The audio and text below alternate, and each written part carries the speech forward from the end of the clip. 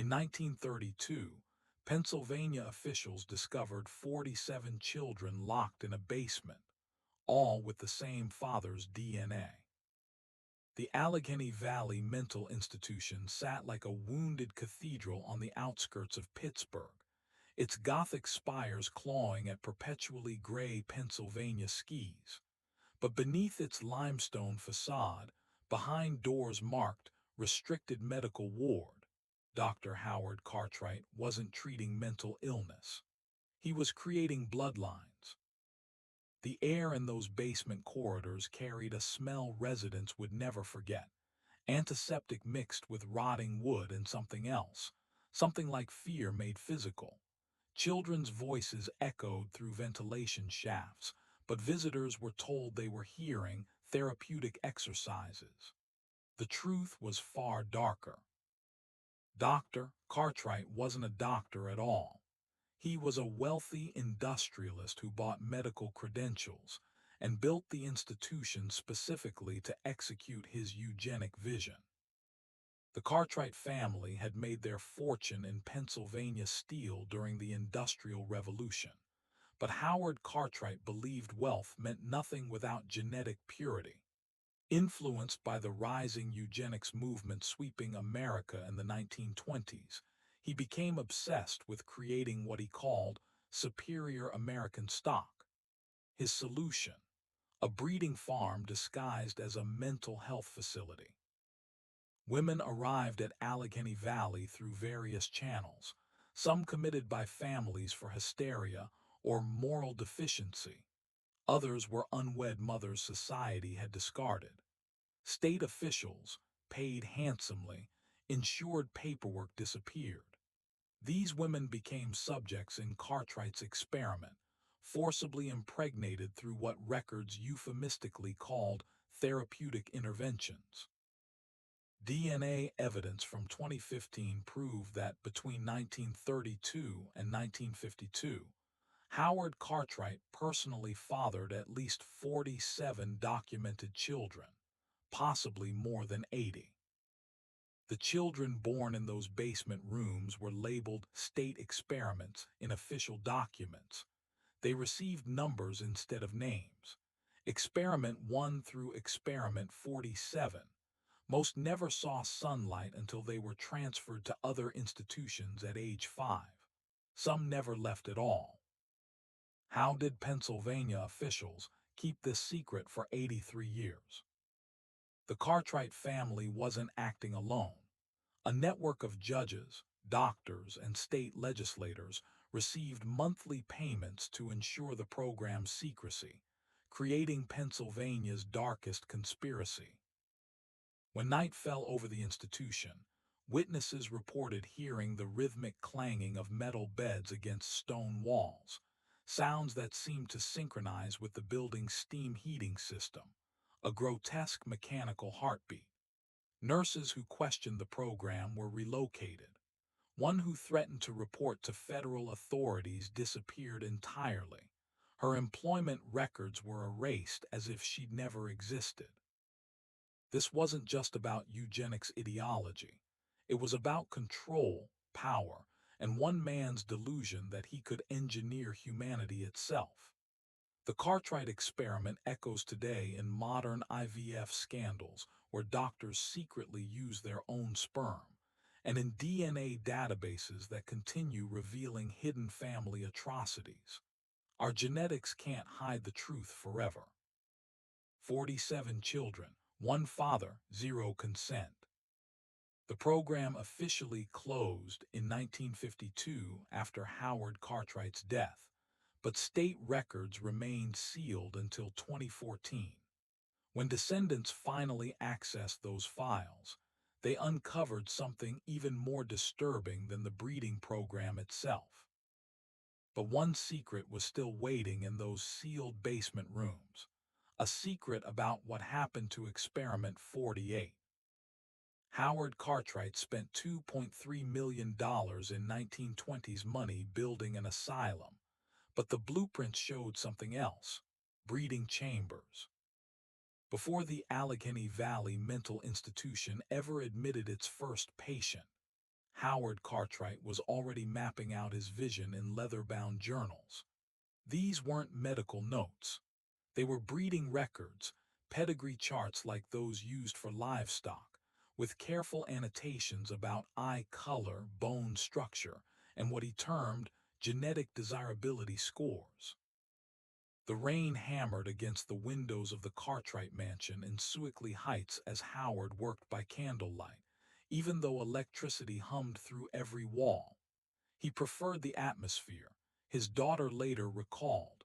The shadows made him feel like he was doing God's work in secret. His wife, Margaret, knew better than to enter his study after 9 p.m. That's when the obsession consumed him completely.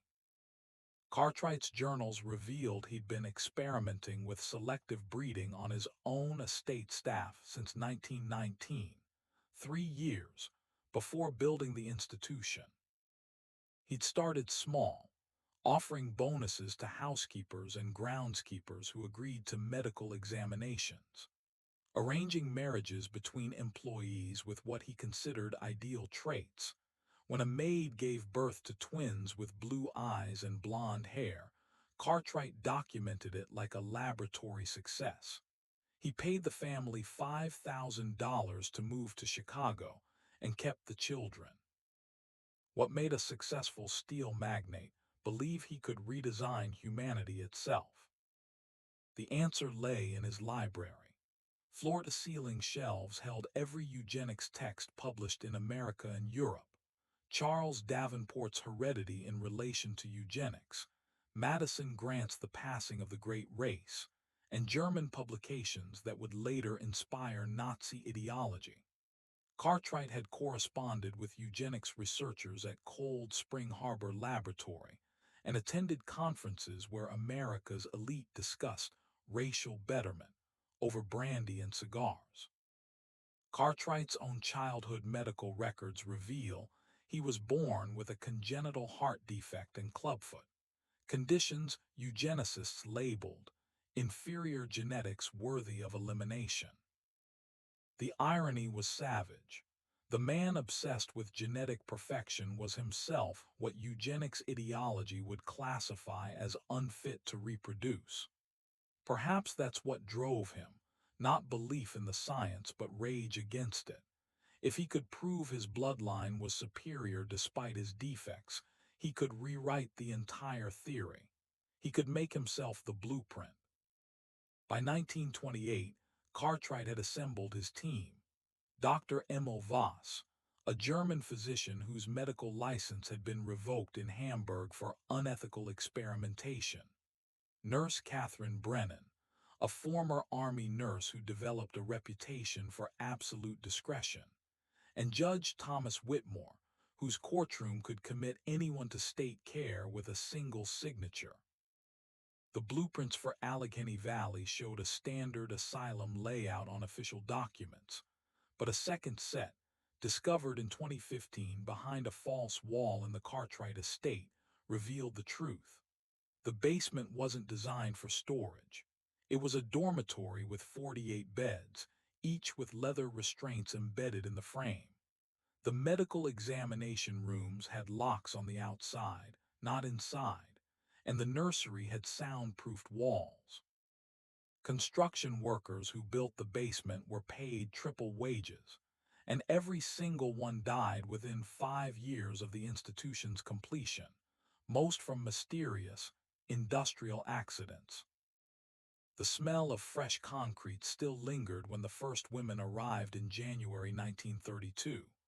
They came in covered wagons marked State Medical Transport, their wrists bearing intake numbers written in permanent ink.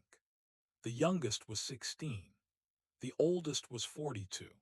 All had been declared mentally deficient by Judge Whitmore, though most could read, write, and had committed no crime beyond poverty or pregnancy outside marriage.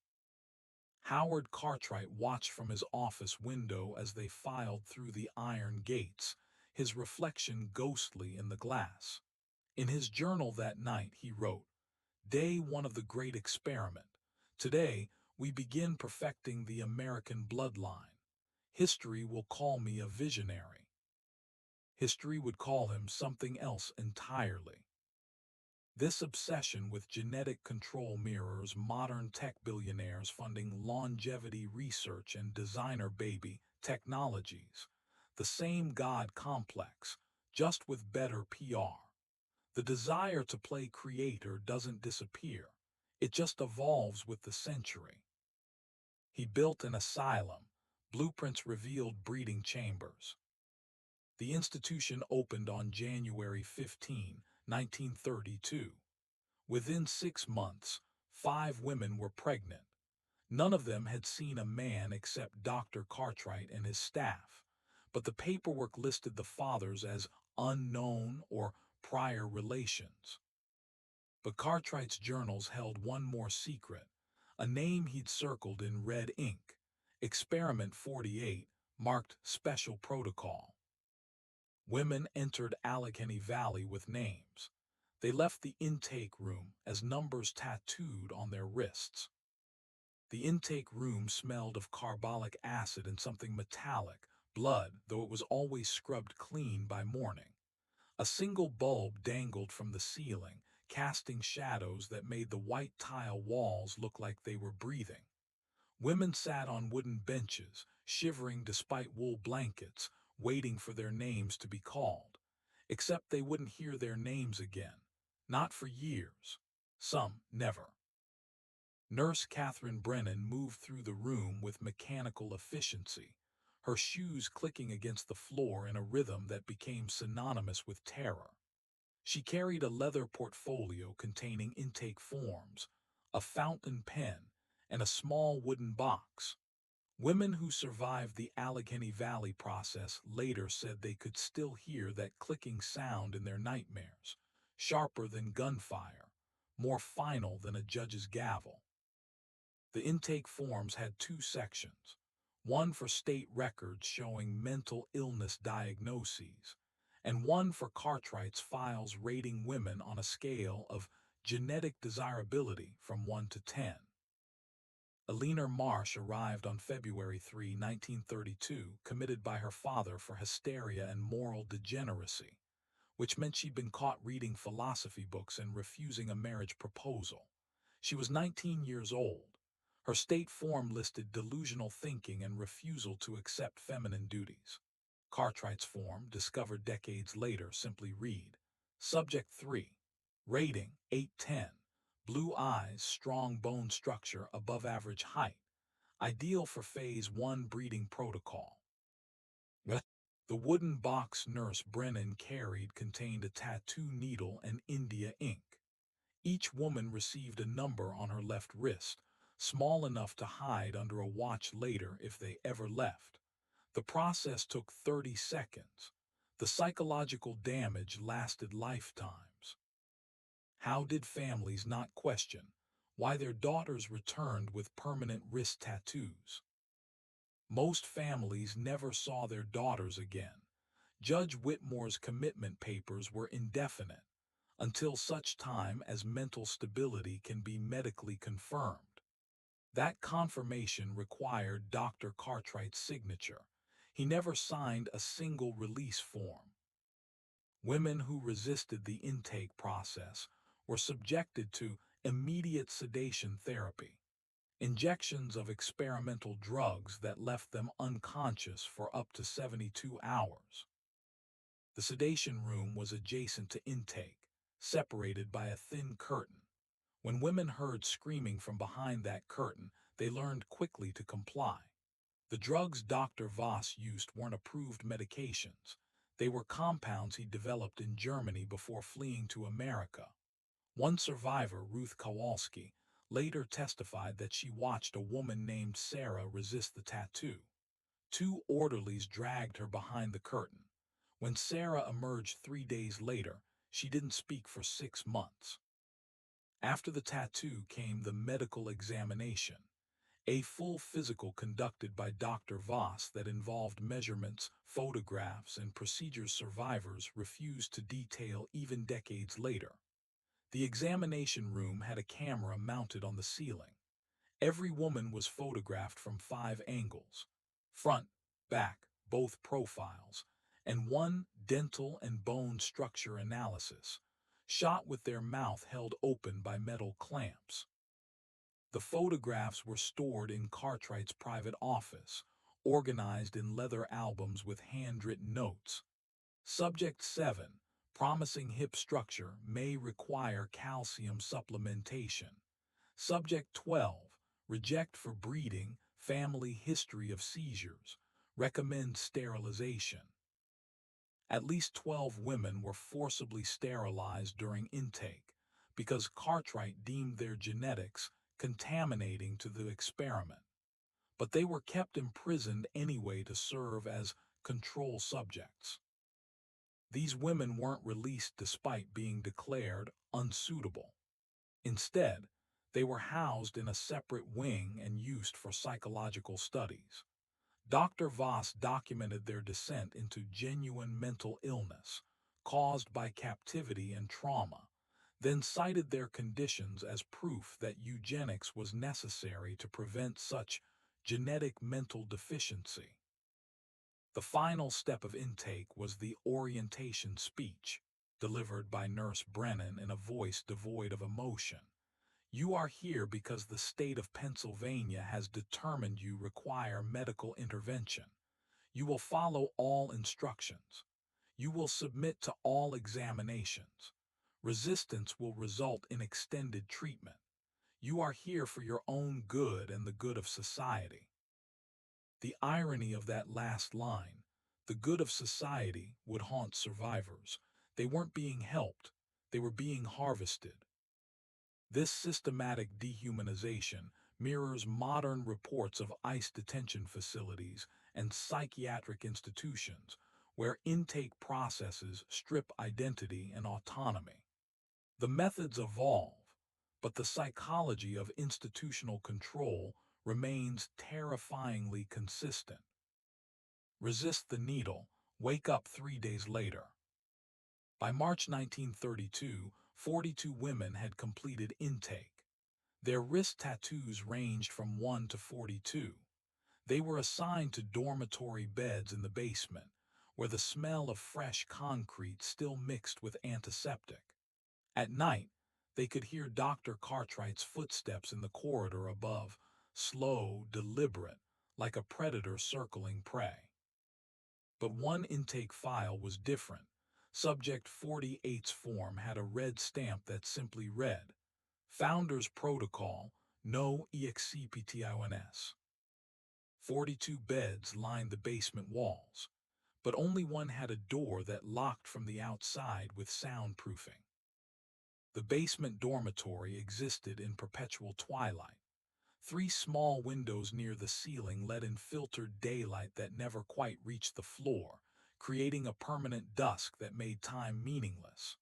The women learned to mark days by meal delivery, 3 metal trays pushed through a slot in the door.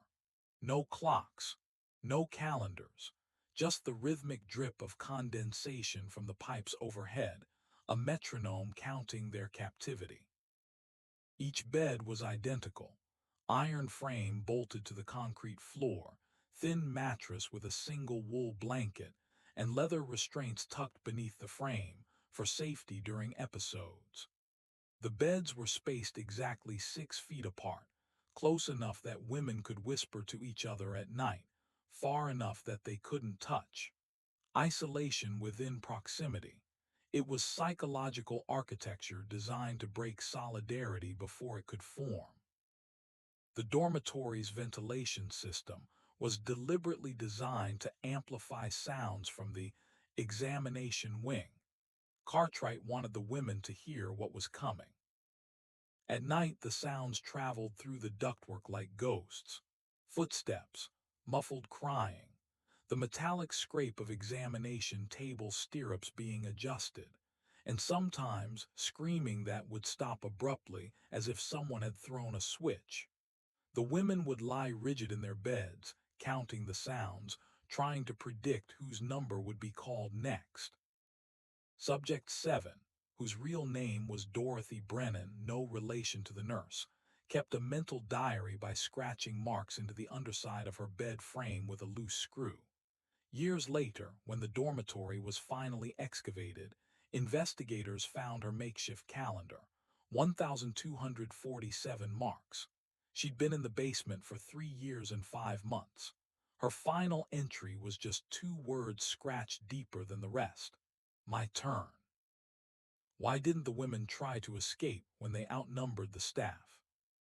The answer was brutally simple. They did try, once. In August 1933, 7 women attempted to break through the basement door during a shift change. They were caught, and Dr. Voss performed experimental brain surgery on all 7 as therapeutic intervention for violent psychosis. The surgery was called a leucotomy, the precursor to the lobotomy that wouldn't become widespread until the 1940s. Dr. Voss drilled small holes into their skulls and severed connections in the frontal lobe using a modified ice pick. The women survived, but they returned to the dormitory different, vacant eyes, shuffling steps, speaking in monotone fragments. They became living warnings. After that, no one tried to escape. The dormitory had a hierarchy that emerged organically. Older women, those who'd been there longest, occupied beds nearest the single bathroom, a privilege earned through endurance. Newer arrivals slept closer to the examination wing door, where they'd be called first. The beds in between held women in various stages of pregnancy, their swollen bellies visible beneath thin institutional gowns. The smell in the dormitory was distinct: unwashed bodies, menstrual blood. They were given rags, not proper hygiene products, and something else that survivors described as fear sweat. It was different from normal perspiration, sharper, more acidic. The scent soaked into the concrete walls until even decades after the dormitory closed, people reported smelling it. Hidden microphones were installed in the dormitory walls. Cartwright recorded everything, creating over 2,000 hours of audio documenting the women's psychological deterioration. The recordings, discovered in 2016 in a locked vault at the Cartwright estate, are almost unbearable to hear. Women crying for children they'd never see. Whispered plans to resist that always ended in resignation. And conversations about life before, recipes, favorite songs, memories of sunshine, that slowly faded as months became years. By the end of many recordings, the women barely spoke at all. One bed remained separate from the others, pushed into the corner, surrounded by a medical curtain that could be drawn for privacy. This was the bed for post-procedure recovery, though procedure covered everything from forced impregnation to childbirth to the removal of newborns within hours of delivery. Women were wheeled to this bed unconscious and woke up changed, sometimes pregnant, sometimes no longer pregnant, always uncertain what had been done to their bodies while they slept. The ceiling above the dormitory showed water stains in strange patterns, not from leaks, but from the floor above where the nursery was located. When bobbies cried, the sound bled through old floorboards. Pregnant women would lie in bed staring at those stains, listening to infants who might be theirs, knowing they'd never know for certain. Some women began talking to the ceiling, singing lullabies to stains, their minds fragmenting under impossible grief.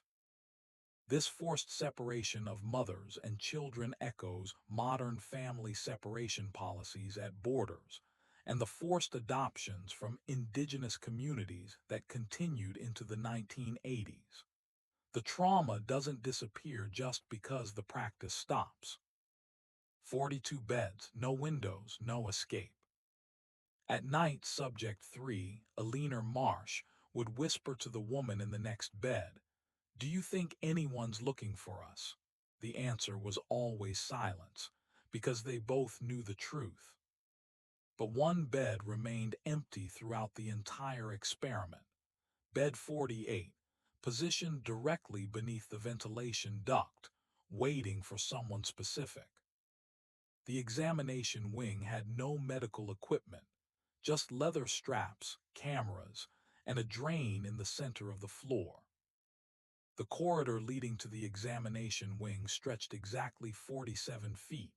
Women counted their steps when they were escorted, trying to delay the inevitable by walking slower.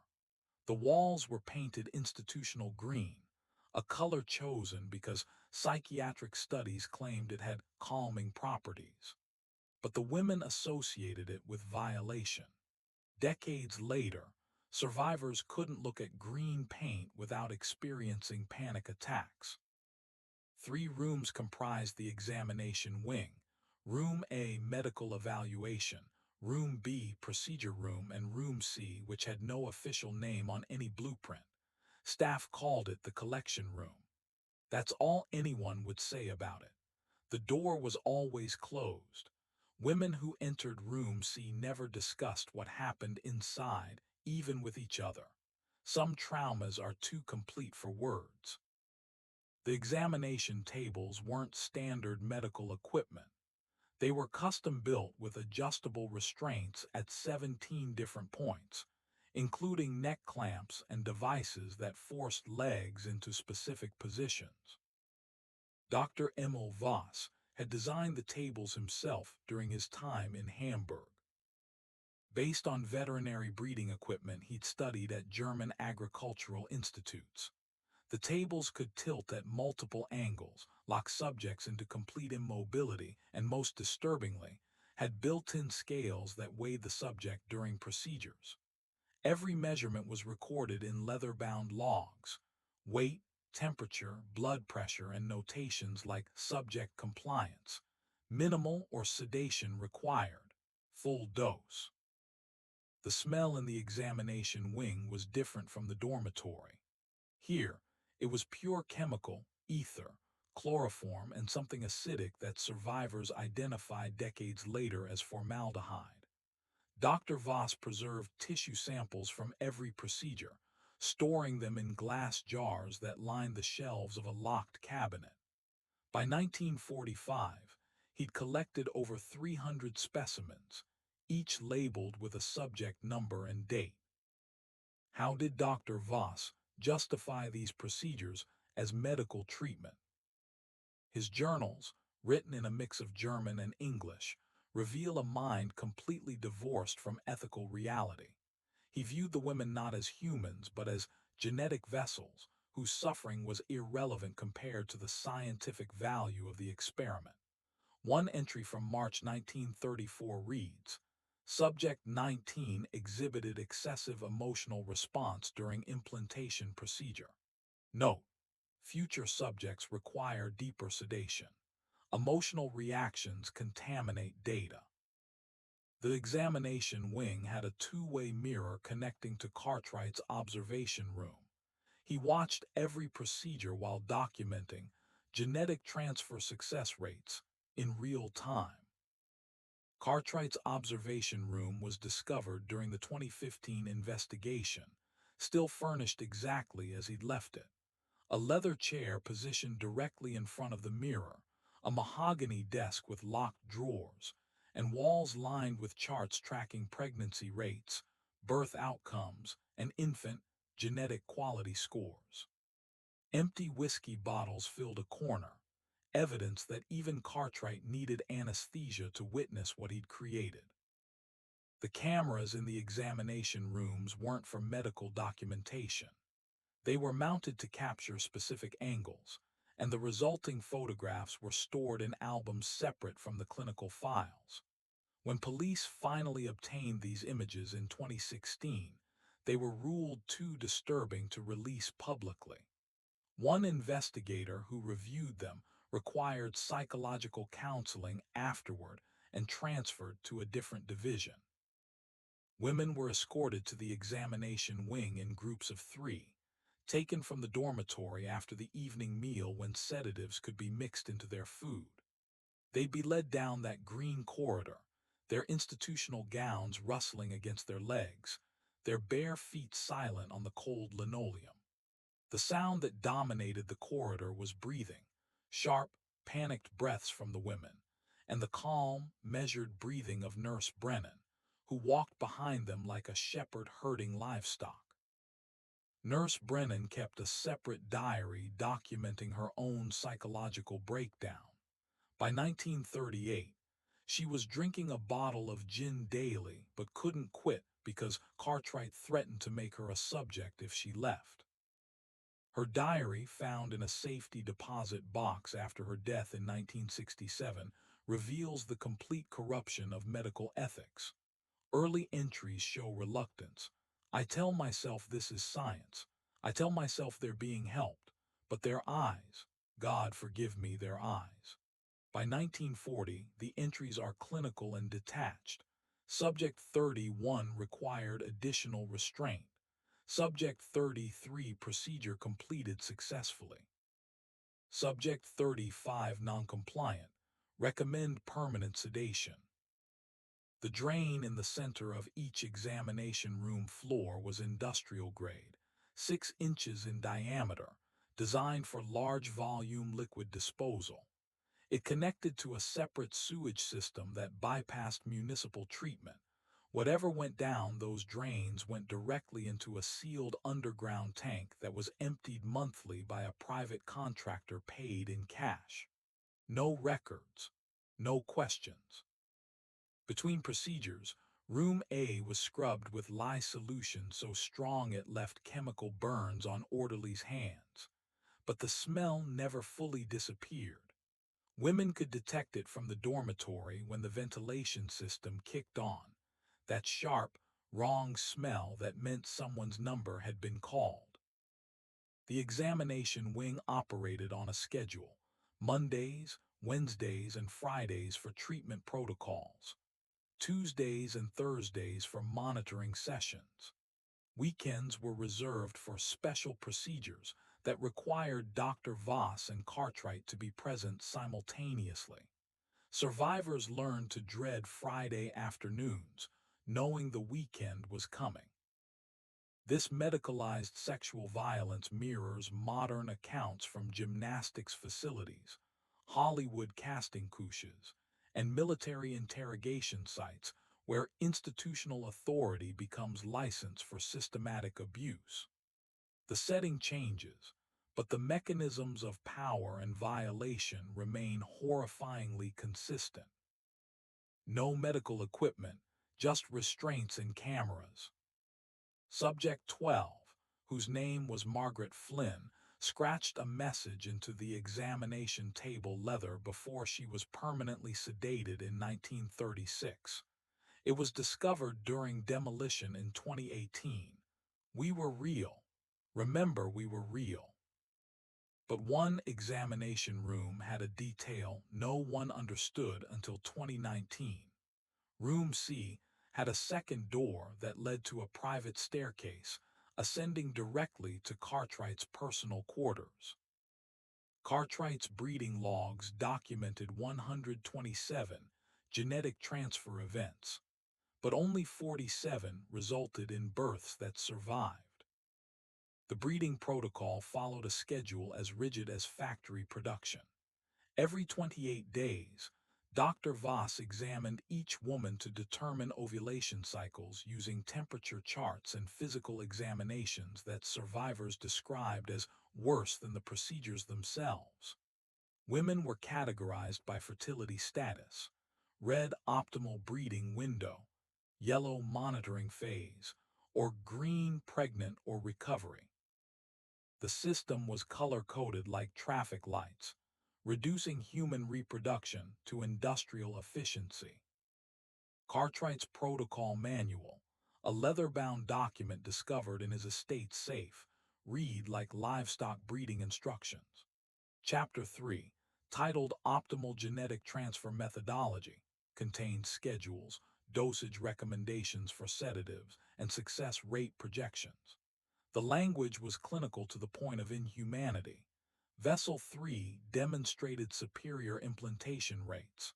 Recommend increased frequency of genetic transfer attempts with this subject. The breeding protocol wasn't random.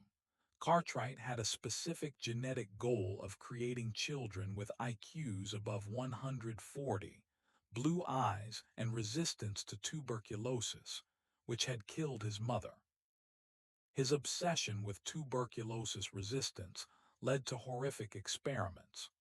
Women were deliberately exposed to TB-positive patients to test whether their children would develop immunity. At least 9 women contracted tuberculosis and died in the basement between 1933 and 1937. Their bodies were cremated on site in a furnace originally installed for medical waste disposal. No death certificates were filed. They simply disappeared from the records. The actual breeding process was documented in files so disturbing that when Pennsylvania authorities finally unsealed them in 2015, they immediately classified portions as too graphic for public disclosure. What is known? Procedures occurred in Room B of the examination wing. Women were heavily sedated but not fully unconscious, and Cartwright personally conducted every genetic transfer to ensure bloodline purity. Did any of the women understand they were being impregnated by Cartwright himself? Survivors who eventually testified said they were told the procedures were therapeutic treatments for hysteria or hormonal regulation therapy. The concept that one man was systematically impregnating all of them was so grotesque, so beyond comprehension, that many didn't realize the truth until DNA tests in 2015 proved it. Some still refuse to believe it. The mind protects itself by rejecting realities too monstrous to process. Cartwright kept detailed records of every pregnancy, including sketches of the women during different stages and handwritten notes about which children would be kept for observation versus transferred to state adoption. The sketches are perhaps the most disturbing artifacts. Cartwright had studied medical illustration and drew detailed anatomical renderings of pregnant subjects with annotations like Subject 7, Month 6, excellent abdominal development. Fetus estimated 4.2 pounds. He drew their faces too, some expressionless from sedation, others showing terror or tears. He documented their trauma like it was art. Children born from the protocol were immediately separated from mothers and taken to the third-floor nursery. Mothers were told their babies were stillborn or required specialized medical care at another facility. In reality, infants were weighed, measured, photographed, and assigned their own experiment numbers. Then came Cartwright's evaluation. Children deemed genetically superior remained at the facility for developmental observation. Those classified as inferior specimens were transferred to state orphanages with falsified birth records showing different mothers. At least 17 children never left the facility at all. They were raised in isolation on the third floor as pure genetic subjects, to be studied from birth to adulthood without environmental contamination. These children, Experiment 1 through Experiment 17, grew up knowing only the institution. They called Dr. Voss father and Nurse Brennan mother because they'd never known other terms. They were educated by tutors, never allowed outside, and subjected to constant medical testing, psychological evaluations, and IQ assessments. Cartwright was attempting to prove his genetic superiority by raising his biological children in controlled conditions, measuring every aspect of their development against standardized charts he'd created. The breeding protocol operated with industrial efficiency. Women were cycled through procedures every 28-35 days if they didn't conceive. Those who did conceive were moved to a separate dormitory section with better food and prenatal vitamins, not from compassion, but to optimize fetal development. Cartwright referred to this as crop management in his notes. Failed pregnancies were common. Miscarriages, stillbirths, and complications from forced procedures meant that for every child born, approximately 2.7 pregnancies failed. These losses were documented with cold precision. Subject 19. Fourth genetic transfer failure. Recommend increased calcium supplementation and reduced physical activity. The psychological impact on the women was catastrophic. Many experienced repeated cycles of forced pregnancy and loss. Subject 24 endured 6 pregnancies between 1933 and 1938. 2 ended in miscarriage. 3 resulted in children immediately taken from her, and 1 child was born premature and died within hours. Dr. Voss noted in her file, subject demonstrates declining mental stability. However, fertility remains optimal. Continue protocol. By 1940, the success rate had improved according to Cartwright's metrics. He'd refined sedation dosages, identified women with superior genetic compatibility, and established protocols that increased the live birth rate to 37%. He celebrated this in his journal like a scientist celebrating a breakthrough, completely blind to the human cost. This systematic reproductive coercion mirrors forced sterilization programs that affected over 60,000 Americans through the 1970s, and contemporary reports of forced hysterectomies in detention facilities. The violation of reproductive autonomy remains one of humanity's most persistent atrocities. 127 forced pregnancies, 47 survived, 1 father. Subject 3, Alina Marsh, gave birth to 3 children between 1933 and 1937. She never held any of them. In 2015, her daughter, Experiment 8, now in her 80s, finally learned her mother's real name. But one child's file was different. Experiment 48 had notations in Cartwright's handwriting, reserved for special maternal candidate, protocol initiation pending acquisition. The nursery had 17 cribs, but the children inside never cried, never laughed, and never learned their mothers were 3 floors below. The 3rd floor existed in a different reality than the basement. Sunlight streamed through tall windows, illuminating walls painted pale yellow with hand-stenciled nursery rhymes. Rocking chairs sat in corners. Toys lined shelves in neat rows. To any visitor, it would have appeared as a model childcare facility. But visitors were never allowed on the 3rd floor, and the children who lived there were learning to be human from people who had forgotten how to be humane. The silence was the first thing staff noticed. Infants who should have been crying for attention or comfort lay quietly in their cribs, staring at the ceiling with unnaturally calm expressions. This wasn't natural infant behavior. It was learned helplessness developed within weeks of birth. When crying brought no comfort, no warmth, no human connection, Bobby stopped crying. They learned that their needs didn't matter. The children weren't raised by Nurse Brennan or Dr. Voss. They were raised by development specialists who followed strict protocols prohibiting emotional attachment, physical affection, and even eye contact during feeding.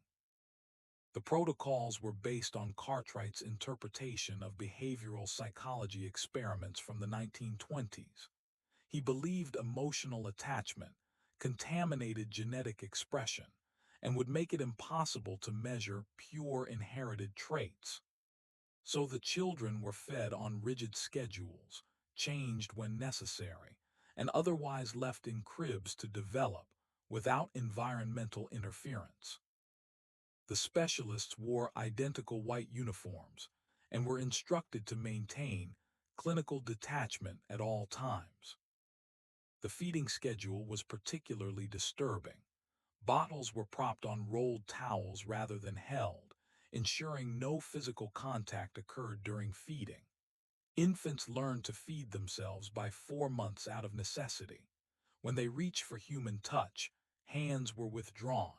When they made sounds seeking interaction, they were met with silence. The nursery was creating children who understood from birth that human connection was unavailable.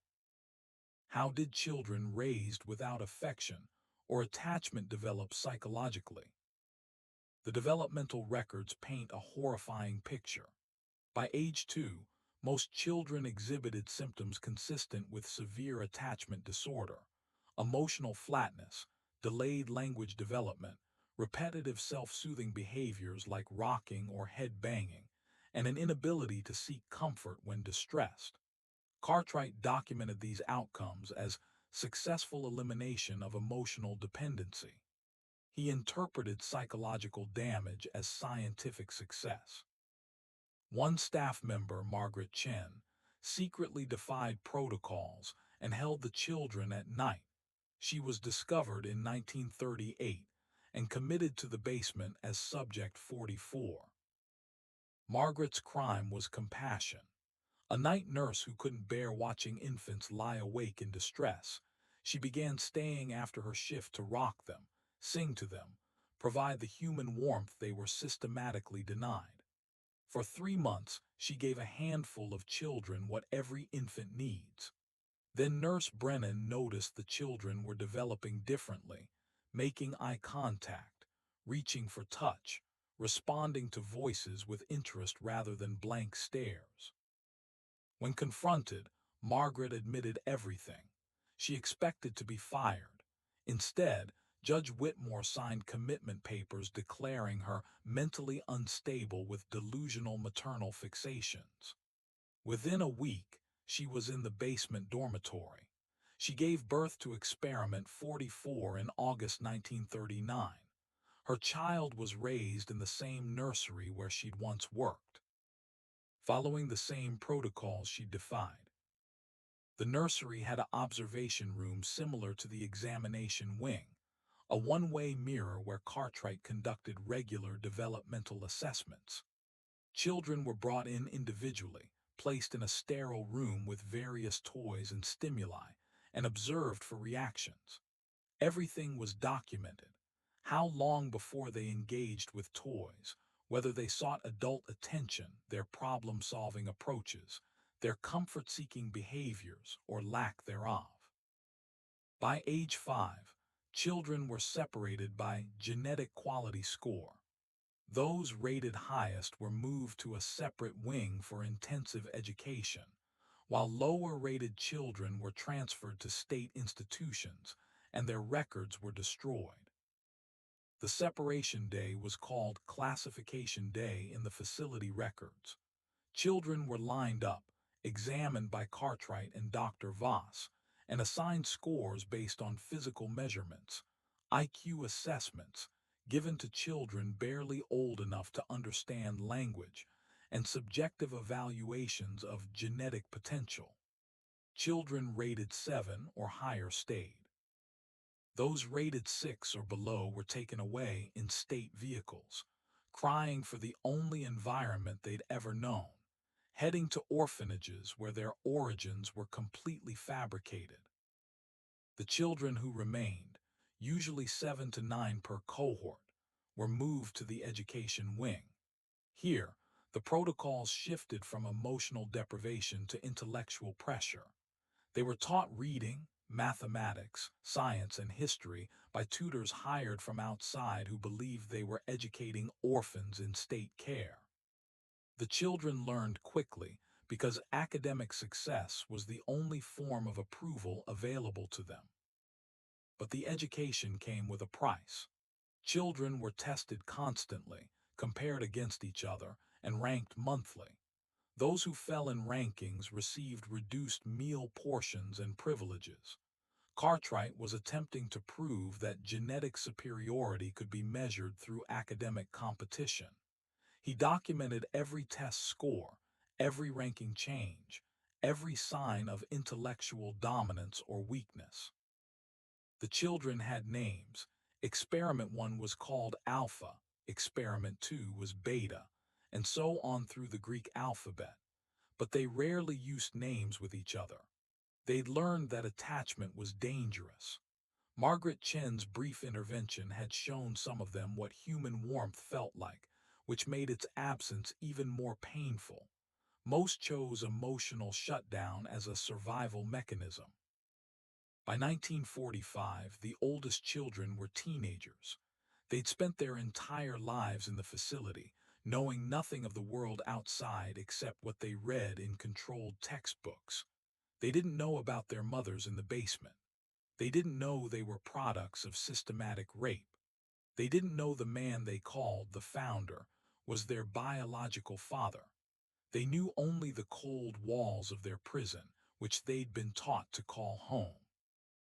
This institutional raising of children without attachment mirrors horrific Romanian orphanage experiments and American studies that deliberately deprived infants of maternal contact. The damage from such deprivation is now well documented. Lifelong struggles with trust, intimacy, emotional regulation, and basic human connection. 17 children raised without touch. It was protocol. Experiment 8, Aliner's daughter, was rated a 9 for genetic quality. She was taught 5 languages by age 12. She could solve complex mathematics. But when researchers found her in 2015, she'd never hugged another human being. She didn't know how. But one crib remained empty in the nursery's corner, labeled 48, reserved, waiting for a child not yet born to a mother not yet captured. For 12 years, Cartwright searched for one specific woman. His breeding experiment wouldn't be complete without her. Subject 48 wasn't like the others. She wasn't a random victim swept up in Judge Whitmore's commitment orders. She wasn't chosen from asylum transfers or unwed mothers' homes. She was hunted. Cartwright had identified her in 1930, 2 years before the facility even opened, and every aspect of the Allegheny Valley operation was designed with her eventual capture in mind.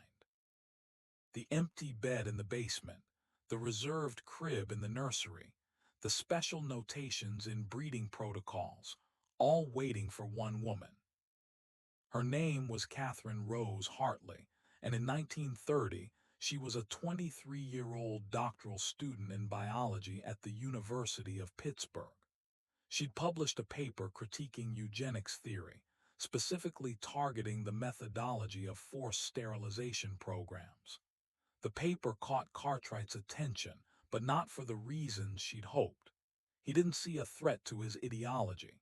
He saw genetic perfection.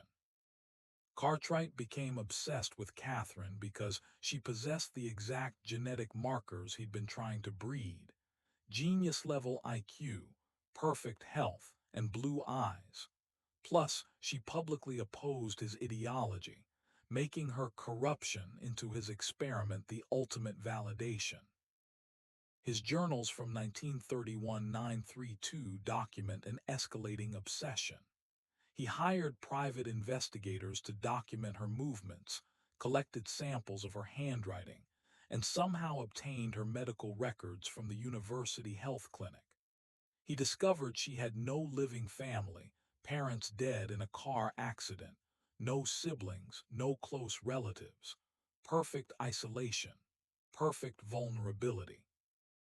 But Catherine wasn't easy prey. She'd heard whispers about Cartwright's institution through academic circles.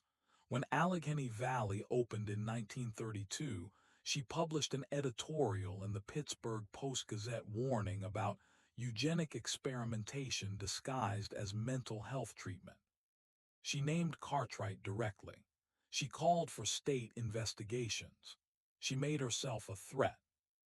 Why did it take 12 years to capture someone Cartwright had identified and tracked since 1930? Because Catherine ran. After her editorial, she received anonymous death threats. Her laboratory at the university was vandalized. Then Judge Whitmore issued a warrant for her psychiatric evaluation. the same mechanism used to commit dozens of women to Allegheny Valley. But Catherine had seen the pattern. She disappeared in March 1933, abandoning her doctorate, leaving Pittsburgh with only a suitcase and her research notes. Cartwright spent over $400,000 between 1933 and 1944 hunting Catherine, hearing private detectives, bribing officials in 6 states, and placing advertisements in newspapers using coded language she would recognize. The advertisements were chilling. They appeared in academic journals and major newspapers. CRH, your research awaits completion. Opportunity for groundbreaking biological study. Contact Dr. H. Cartwright, Allegheny Valley Institute. He was using her own intellectual curiosity as bait, betting that a woman passionate enough about science to critique eugenics might be curious enough to investigate what he was doing. Catherine spent those 12 years moving constantly. Detroit, Chicago, St. Louis, Cincinnati, always urban centers where she could blend in, always using false names, always working menial jobs despite her education. She worked as a seamstress, a telephone operator, a librarian's assistant. She kept her head down. She survived. But Cartwright's network was patient and well-funded. Private detectives tracked women matching her description. They investigated every CRH in city directories. They monitored academic communities for women with advanced biological knowledge working in anonymous positions. They waited for her to make one mistake. The mistake came in December 1944. Catherine, now 37 and using the name Clara Henderson, had been working at a Cincinnati public library for 3 years. She felt safe enough to attend a university lecture on genetics, her first academic event in over a decade. She asked one question during the Q&A session, a sophisticated critique of hereditary theory that revealed her advanced knowledge. A private detective was in the audience. Catherine wasn't simply kidnapped. Cartwright orchestrated an elaborate scheme where she was arrested for identity fraud, using a false name, then declared mentally unstable, and committed to Allegheny Valley through legal channels that appeared completely legitimate. The arrest happened on January 8, 1945. Police arrived at her boarding house with a warrant. She'd used a false name on employment documents, technically illegal. At the station, a psychiatrist paid by Cartwright evaluated her and declared her delusional with paranoid fixations and identity confusion. Judge Whitmore signed commitment papers within 6 hours. She was transported to Allegheny Valley that same night. When she arrived at intake, Nurse Brennan was waiting with the tattoo needle and the number 48 already prepared. Catherine fought. According to intake records, she required full sedation and 4-point restraints. She screamed that this was kidnapping, that Cartwright had hunted her for 12 years, that she knew exactly what happened in the facility. Her protests were documented as paranoid delusions and conspiracy theories consistent with psychiatric breakdown. She woke up 3 days later in the basement dormitory, in the bed that had been empty for 12 years. The woman in the next bed, subject 3, Alina Marsh, whispered a warning. Don't resist. It's worse if you resist.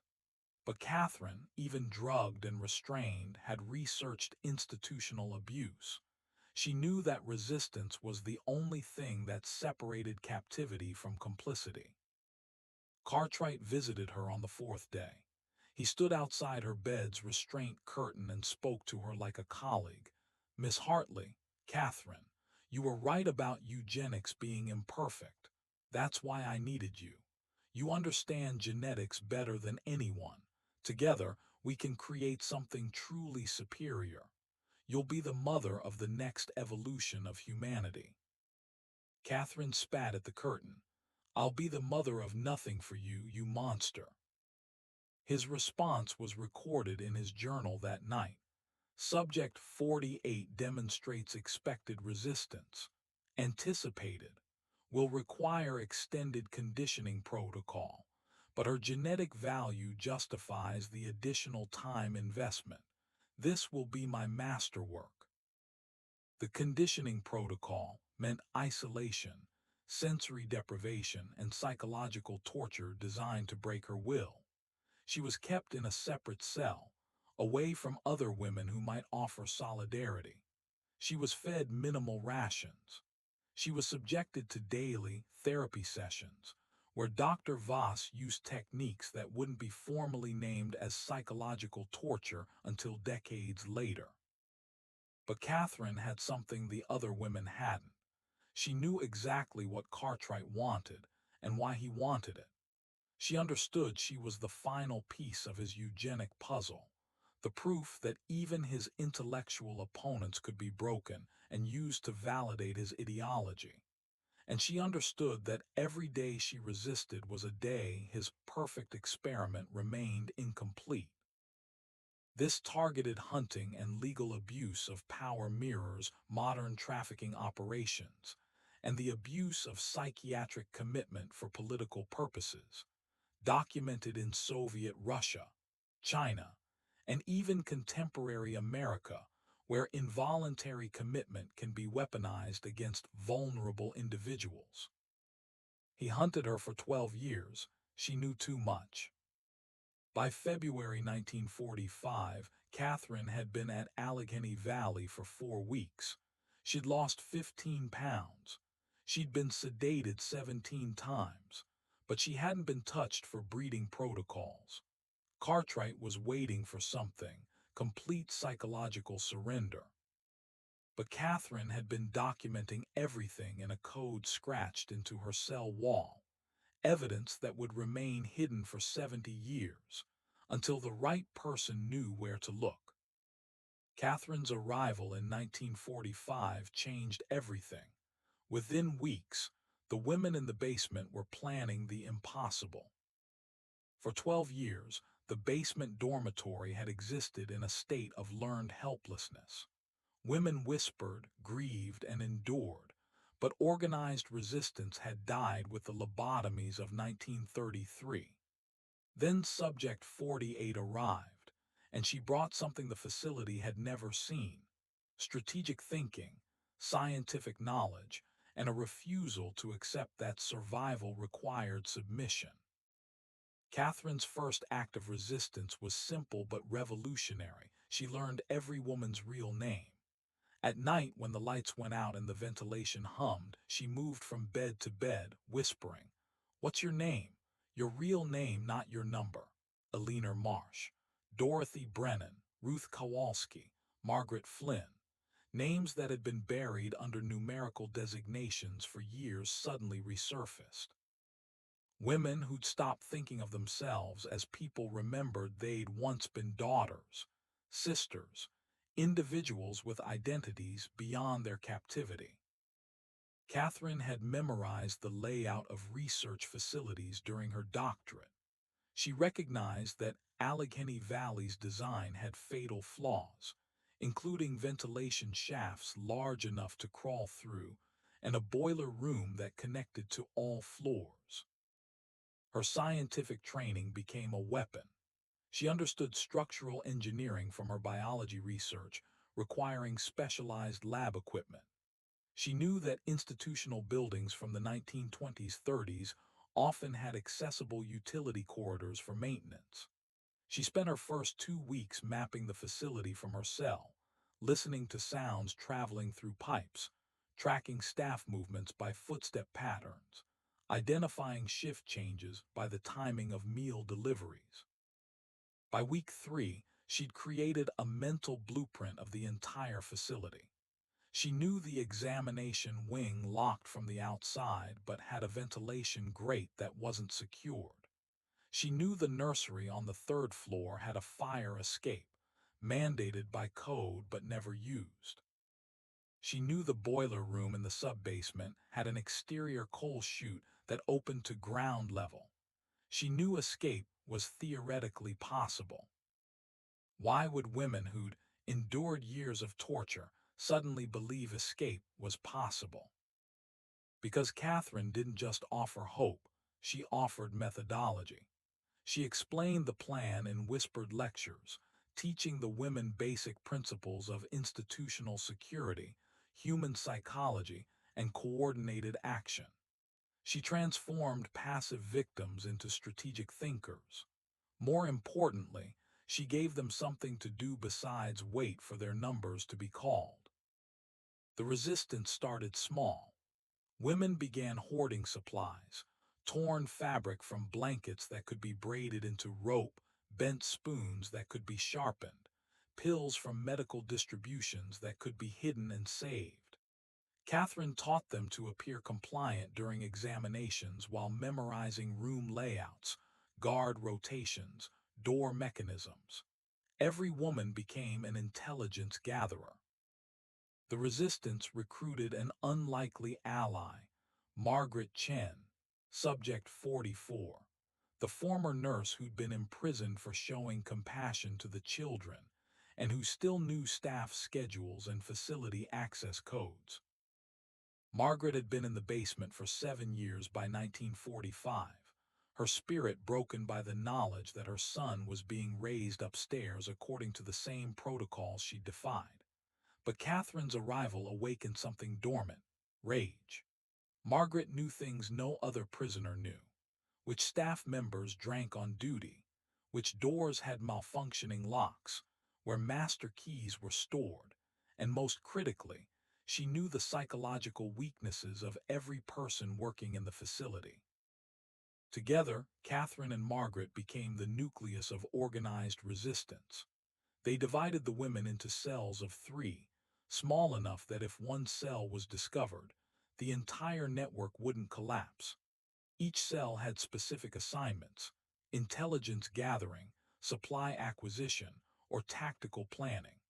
The resistance operated like an underground network inside a building, invisible to staff who'd grown complacent after years of broken, compliant prisoners. The plan they developed was audacious. During the night shift on March 15, 1945, chosen because it coincided with a new moon and heavy rain forecasted, 6 women would create a distraction in the examination wing by staging a medical emergency. While staff responded, Catherine and 4 others would access the boiler room through an unlocked maintenance door Margaret knew about, climb through the coal chute, and escape into the surrounding woods. Once outside, they'd travel 15 miles to the nearest town and contact federal authorities. The resistance wasn't just planning escape. They were documenting evidence by stealing files from Dr. Voss's office during examination appointments and hiding them in the ventilation system to be retrieved during the escape attempt. For 3 weeks, women being taken for examinations would pocket whatever documents they could reach during moments of staff distraction: intake forms, breeding protocol schedules, pregnancy logs, photographs of children in the nursery. Each stolen document was passed through the network and hidden in a ventilation grate that Catherine could access from her cell. By March 10th, they'd accumulated over 60 pages of evidence, enough to prove systematic abuse, forced breeding, and medical experimentation. The women began to change. Those who'd shuffled through days in dissociative fog started making eye contact. Conversations in the dormitory shifted from whispered grief to whispered logistics. The smell in the basement was still fear and suffering, but underneath it was something new: purpose. Catherine knew the plan had maybe a 30% chance of success.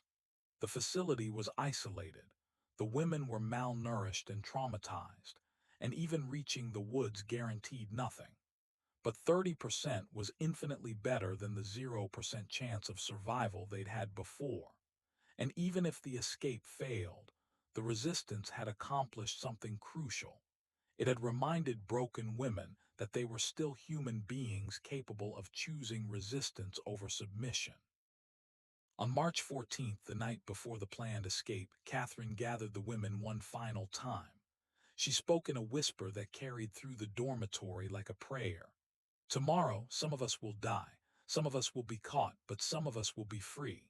And when we're free, the world will know what happened here. They'll know your names, not your numbers, your names: Eleanor, Dorothy, Ruth, Margaret, Catherine. We were real, we are real, and tomorrow we fight. The next morning, Nurse Brennan arrived for the routine wake-up call. She noticed nothing unusual.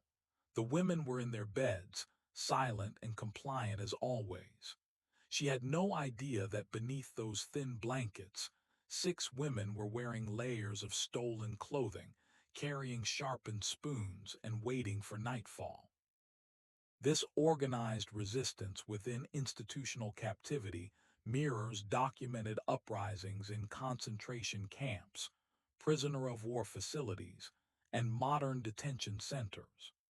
The human capacity for resistance, even in circumstances designed to destroy it completely, remains one of history's most powerful testaments to survival. She taught them their names. Resistance started with identity.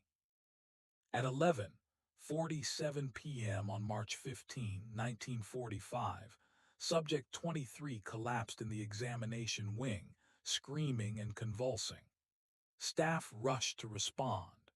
In the chaos, no one noticed the basement door to the boiler room swing open, or the shadows moving through the darkness toward freedom. But someone had been watching the entire time, and the resistance had one betrayer they never suspected.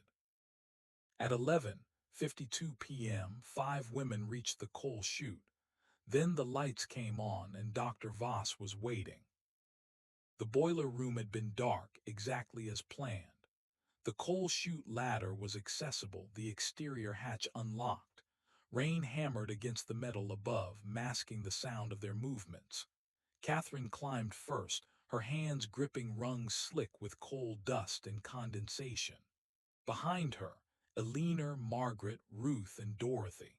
5 women who'd survived years of hell, 5 heartbeats away from freedom. Then fluorescent lights exploded across the boiler room with an electrical hum that made them freeze. Dr. Voss stood at the bottom of the ladder, flanked by 4 orderlies. He wasn't surprised. He wasn't hurried. He was smiling, the clinical, detached smile of a scientist observing expected results. "Come down, Subject 48, he said calmly in his German-accented English. "You've conducted an interesting experiment. Now it's time to document the results." The entire resistance had been monitored from the beginning. Hidden microphones in the dormitory had recorded every planning session, and Cartwright had allowed it to continue as a psychological study of collective delusion and rebellion patterns. Catherine's legs went numb on the ladder. The microphones. She'd forgotten about the microphones she'd discovered weeks ago. She'd assumed they were inactive, remnants from earlier surveillance. She'd been wrong. Every whispered plan, every stolen document, every moment of hope, Cartwright had been listening, documenting, turning their resistance into data. The women climbed down slowly, hands raised, the fight draining from them like blood from a wound. But as Catherine's feet touched the concrete floor, she noticed something. Dr. Voss had 4 orderlies, but he'd expected 5 women. The distraction team, Subject 23 and her partner, were unaccounted for, which meant the distraction had worked better than planned, pulling more staff away than anticipated. Which meant one thing: the escape plan had been betrayed, but not completely. Someone had told Cartwright about the coal chute team specifically, but not about the full plan. Who among the broken, traumatized women would betray the only hope they'd had in years? The betrayer was Subject 7, Dorothy Brennan, the same woman who'd kept a mental diary by scratching marks into her bed frame, broken by 3 years of captivity and promised release if she reported the resistance. Dorothy stood among the captured women, unable to meet their eyes. Dr. Voss gestured toward her. Subject 7 demonstrated remarkable cooperation. She will be rewarded with transfer to a minimum security state facility within the month. His voice carried the satisfied tone of a man whose investment had paid dividends. Catherine stared at Dorothy, not with rage but with devastating understanding. Dorothy had been there since 1932, 13 years of torture, 3 pregnancies, 3 children taken and never seen again. She'd scratched 1,247 marks into her bed. She'd endured more than any human should endure. And when offered the smallest chance of escape, even through betrayal, she'd taken it. Catherine couldn't blame her. That was perhaps the most horrifying realization, that any of them, given the right pressure, might have made the same choice. "You promised her freedom," Catherine said quietly. "You're lying. You've never released anyone." Dr. Voss's smile didn't waver. Subject 7 believes what she needs to believe. As did you, Subject 48. You believed organization and intelligence could overcome institutional power, an admirable hypothesis, thoroughly disproven. The orderlies moved forward with restraints. Elinor began to cry, not loud, hysterical sobbing, but quiet, defeated tears that hurt worse to hear. Ruth closed her eyes. Margaret, the former nurse who'd known exactly what they were risking, stood perfectly still, her face carved from stone. But Catherine's mind was racing. The distraction team was still unaccounted for. The stolen documents were still hidden in the ventilation system. The resistance had failed, but it hadn't been completely destroyed. And most importantly, Cartwright had been so confident in his surveillance that he'd allowed the resistance to develop fully, which meant his arrogance was exploitable. As the orderlies restrained the women, Catherine shouted a coded phrase in Latin, a signal she and Margaret had prepared for exactly this scenario, activating a backup plan that only 2 people knew existed. "Secundus ventus in noct," Catherine screamed as hands grabbed her arms. "Secondary wind in the night." Dr. Voss frowned, not understanding. The orderlies hesitated, looking to him for instruction. In that 2-second pause, the boiler room's emergency alarm began shrieking, a deafening klaxon that made everyone instinctively cover their ears. The lights cut out completely, replaced by dim red emergency lighting. The backup plan. Margaret had taught Subject 18, a woman not part of the escape team but part of the resistance network, how to access the facility's electrical panel from the examination wing storage closet. If Catherine signaled failure, Subject 18 was to trigger a full emergency shutdown by shorting the main power system. The chaos would buy seconds, maybe a full minute, before backup generators kicked in. In darkness and confusion, Catherine made a choice. Not escape, that was impossible now, but something perhaps more important. She ran not toward the coal chute but deeper into the boiler room, toward the facility's central ventilation hub where the stolen documents were hidden. If she couldn't get out, she'd ensure the evidence could. Behind her, she heard Dr. Voss shouting in German, orderlies scrambling in darkness, and Elinor's voice calling her name. Her hands found the ventilation grate by memory. She ripped it open, grabbed the bundle of stolen documents wrapped in fabric, and made a decision that would define everything that followed. She couldn't escape, but the evidence could. The coal chute was still accessible. The hatch was unlocked. Rain was still falling outside, heavy enough to obscure vision, perfect for hiding something small. Catherine climbed 3 rungs, reached up, and pushed the documents through the exterior hatch. They fell into mud and darkness somewhere outside the facility walls, invisible in the storm, waiting to be found. The backup generators hummed to life. Lights flickered on. Hands grabbed Catherine's legs and pulled her down from the ladder. She didn't resist. She'd already won, just not the victory she'd planned. Dr. Voss stood over her, his clinical detachment finally cracked by anger. "Where are the documents? What did you do?" Catherine smiled through split lips and exhaustion. "Secundus ventus," she whispered. "The secondary wind carries seeds even when the first wind fails. You can't stop what's already scattered."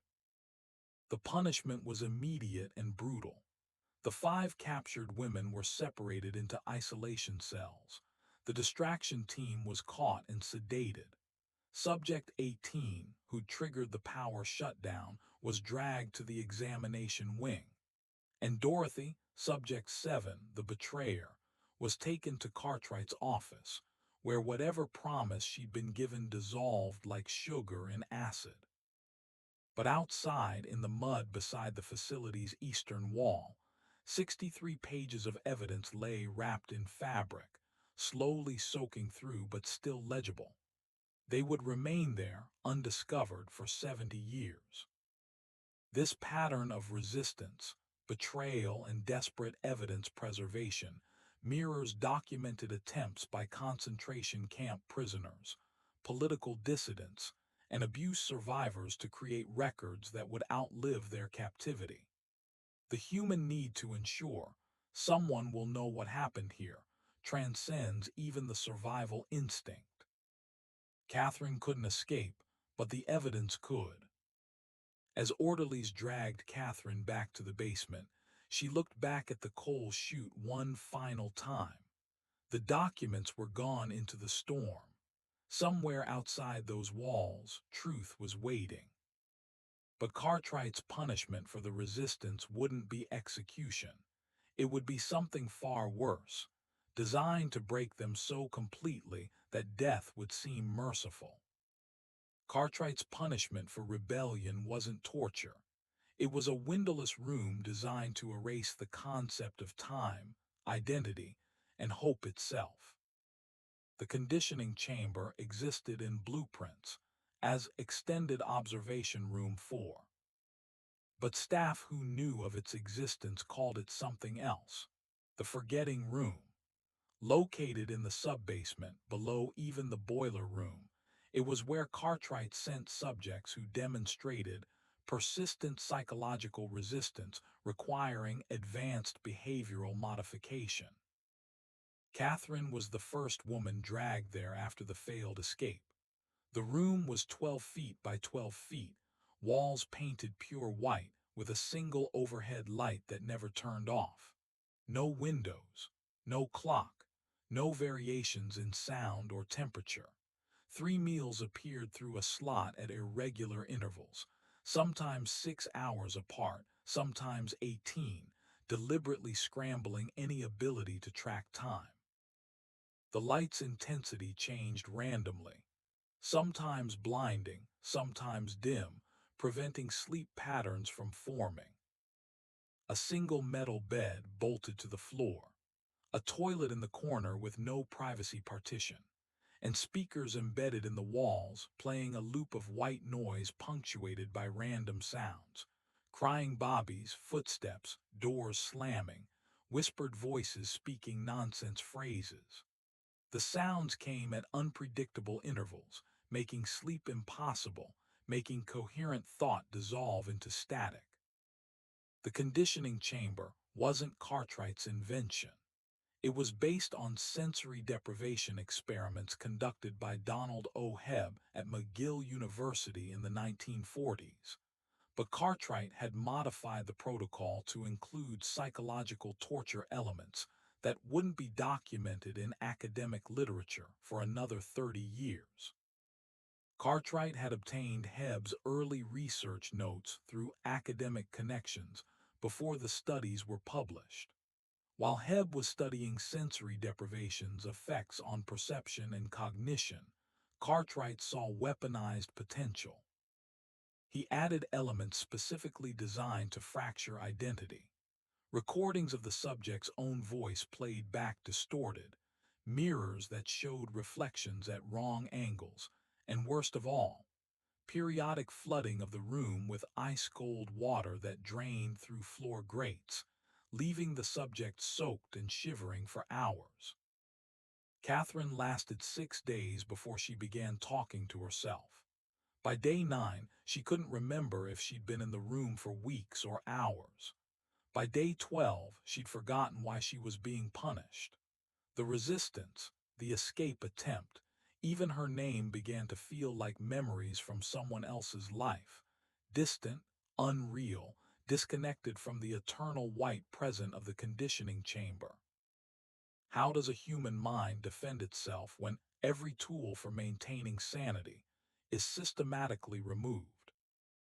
It fractures, it creates, it invents realities that are bearable when actual reality becomes incomprehensible.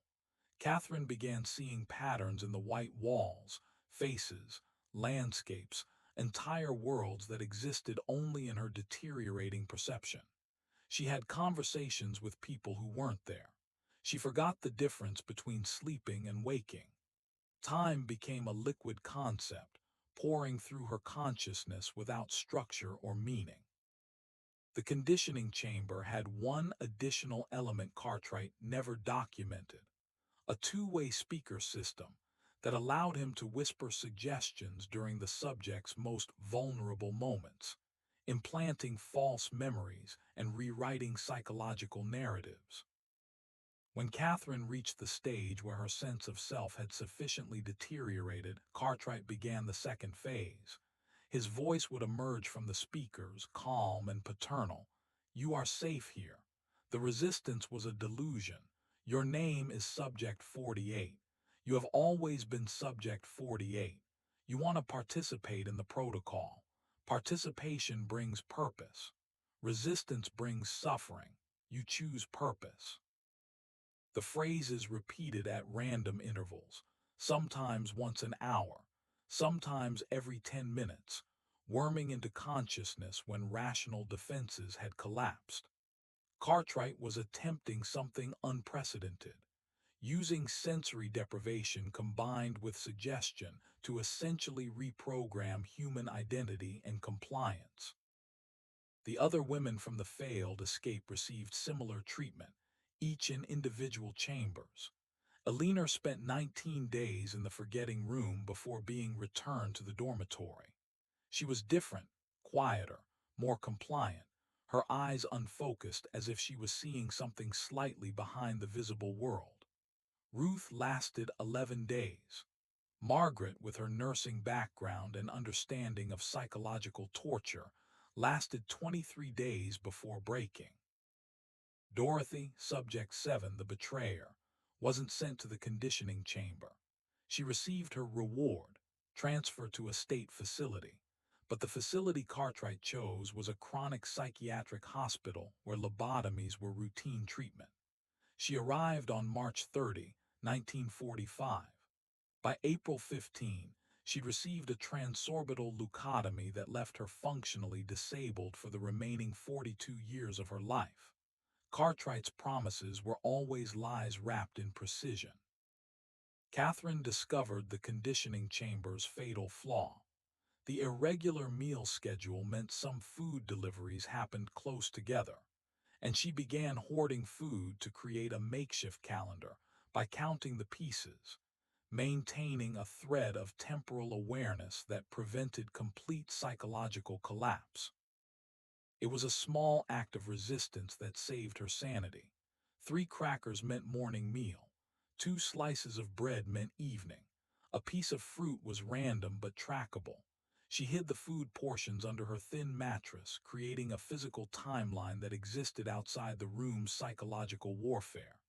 When Cartwright's whispers tried to convince her she'd always been Subject 48, she could touch the hidden crackers and remember, "No, I am Catherine Rose Hartley. I had a life." I threw evidence into a storm. I fought.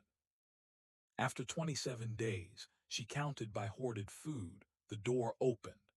Dr. Voss stood in the doorway, flanked by orderlies. Catherine was emaciated, disoriented, her skin pale from lack of sunlight, her mind fractured but not completely broken. She'd survived the conditioning chamber, but she'd paid a price. Parts of her memory were permanently scrambled. Her sense of time would never fully recover, and nightmares of white rooms and whispering voices would haunt her for the rest of her life. But she remembered her name, and she remembered throwing documents into the storm. Dr. Voss examined her clinically. Subject 48, do you understand why resistance is pointless? Catherine looked at him with eyes that had seen beyond sanity and returned. Her voice was hoarse from disuse. I understand that you're terrified. That's why you built this room. You're terrified that we'll never stop fighting. His expression remained neutral, but something flickered behind his eyes. He'd expected complete compliance. Instead, he'd created something more dangerous. A woman who descended into psychological hell and climbed back out with her core identity intact. She was returned to the basement dormitory, to the same bed, to the same waiting. But the women who'd been through the conditioning chamber were different now. They'd been touched by institutional psychological torture at its most sophisticated. Some broke permanently. Some pretended to be broken while secretly rebuilding themselves. And Catherine, scarred and scrambled but still defiant, began planning again, slower, more carefully, but planning nonetheless. This use of sensory deprivation and psychological reconditioning would later be documented in CIA torture programs, Guantanamo detention protocols, and Chinese re-education facilities. The methods evolve in sophistication, but the goal remains identical: destroying human identity until compliance becomes the only remaining option. The White Room erased time, identity, hope itself. When Catherine returned to the dormitory, a leaner whispered, "Did you forget?" Catherine touched the place where she'd hidden crackers for 27 days and whispered back, "No, and I know where the documents are." But Cartwright's real punishment was just beginning, because the failed escape had given him a new research question. How much trauma can the human reproductive system endure before it ceases to function? After the escape attempt, Cartwright didn't slow down his experiment. He weaponized it, forcing women into back-to-back pregnancies until their bodies began to fail. The accelerated protocol appeared in Cartwright's journals on March 29, 1945, written in handwriting more erratic than usual, suggesting he'd been drinking when he conceived it. The entry read, "Resistance indicates insufficient workload. Subjects retain too much psychological energy. Solution: compress breeding timeline. Continuous pregnancy cycles will occupy physical and mental resources, eliminating capacity for organized rebellion." It was torture disguised as science. Cartwright calculated that if he eliminated recovery time between pregnancies, forced women into immediate postpartum breeding cycles, and maintained constant hormonal manipulation through experimental drugs, he could keep subjects in perpetual states of pregnancy-induced exhaustion. Exhausted people don't plan escapes. They barely think at all. The protocol began with Catherine, subject 48, the architect of the failed resistance. She'd been in the facility for 3 months, survived 27 days in the conditioning chamber, and remained what Cartwright considered insufficiently compliant. She would be the first test subject for accelerated breeding. The accelerated protocol wasn't just about continuous pregnancy. Cartwright was using experimental hormone injections developed by Nazi doctors, obtained through international academic networks, to force women's bodies into fertility cycles every 18 days instead of 28. The injections came from Dr. Karl Klauberg's research in Auschwitz, though Cartwright's journals carefully omitted this source, referring only to European endocrinology studies. Klauberg had been experimenting with forced fertility manipulation on concentration camp prisoners. Cartwright, through academic intermediaries, had obtained Klauberg's unpublished protocols. The drugs were experimental, untested, and catastrophically dangerous. Catherine received her first injection on April 2, 1945. Within days, her body was hormonally flooding, hot flashes, severe cramping, bleeding, and a fertility spike that registered on Dr. Voss's examinations. By April 20, she was pregnant with experiment 49. Her body hadn't recovered from the conditioning chamber. She was malnourished, psychologically fractured, and now hosting a pregnancy induced by chemical force. The smell in the basement dormitory changed. Hormonal injections created a particular odor, sharp, medicinal, with an undertone of bodily distress. Women receiving the accelerated protocol sweated differently, their bodies struggling to process the chemical onslaught. The smell mixed with the existing atmosphere of fear and confinement, creating something nauseating that penetrated clothing, hair, skin. What happens to a human body forced into continuous pregnancy without recovery time? It collapses spectacularly, lethally.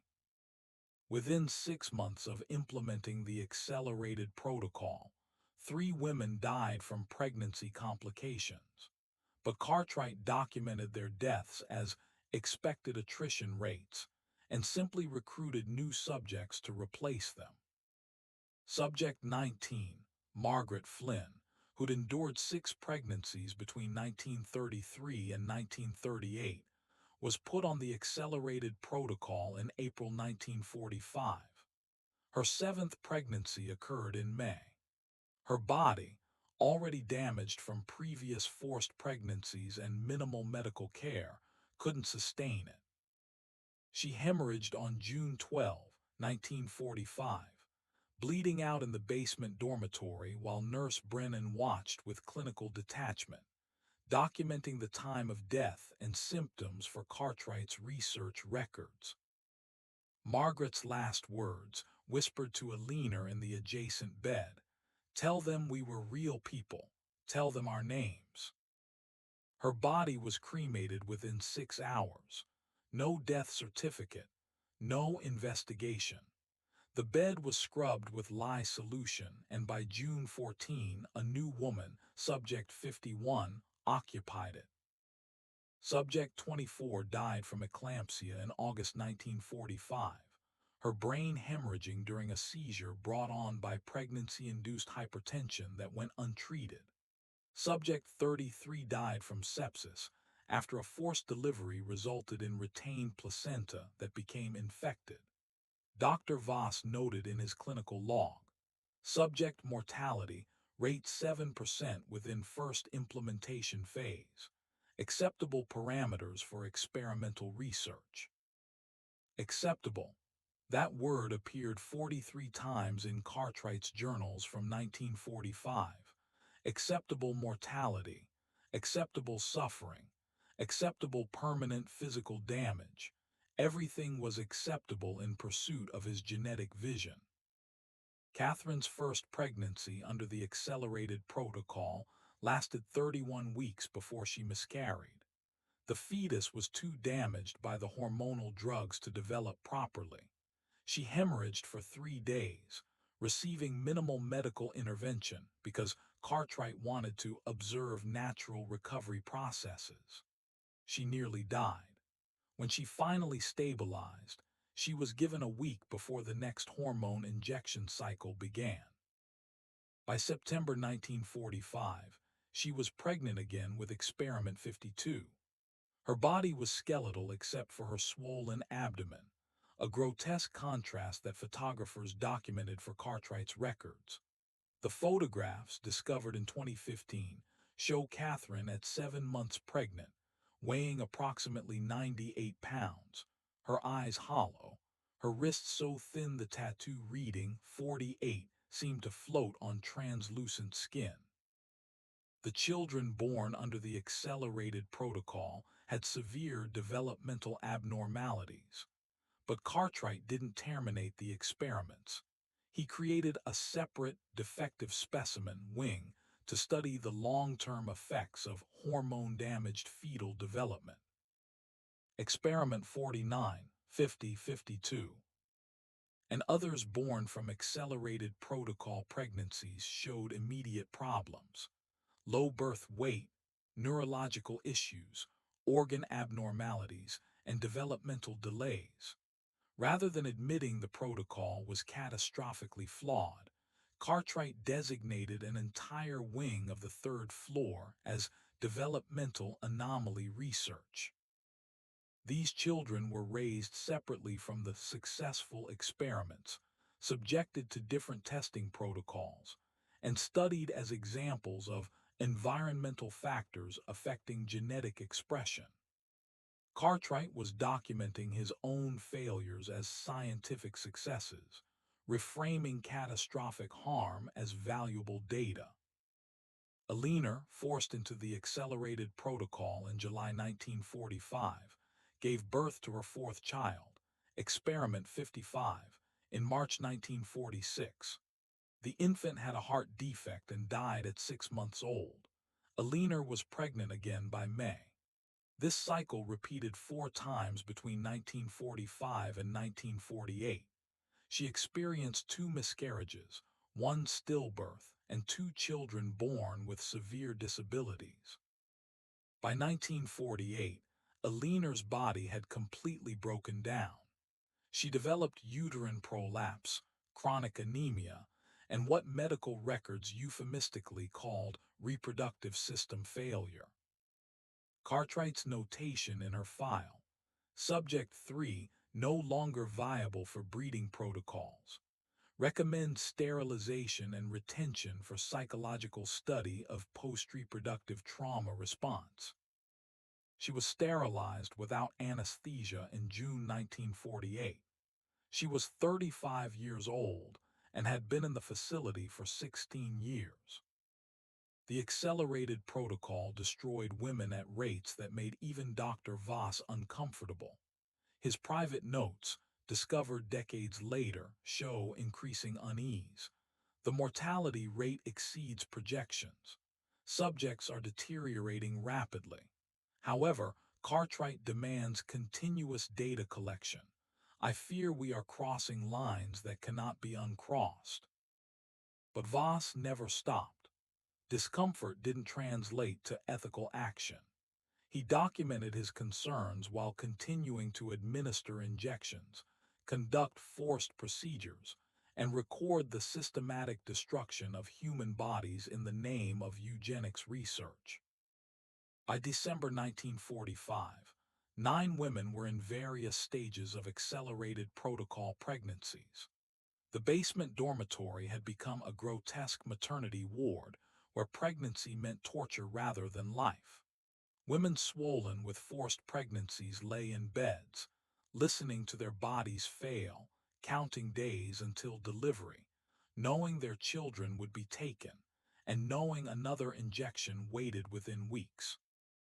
This forced continuous pregnancy mirrors modern reports of reproductive coercion in trafficking situations, forced pregnancy in conflict zones, and historical practices in slavery, where women's reproductive capacity was exploited as economic resource. The mechanisms of control remain horrifyingly consistent across centuries. Back-to-back pregnancies, until bodies failed completely. Catherine, pregnant with Experiment 52, whispered to Alina one night, "If I die during this pregnancy, make sure someone knows.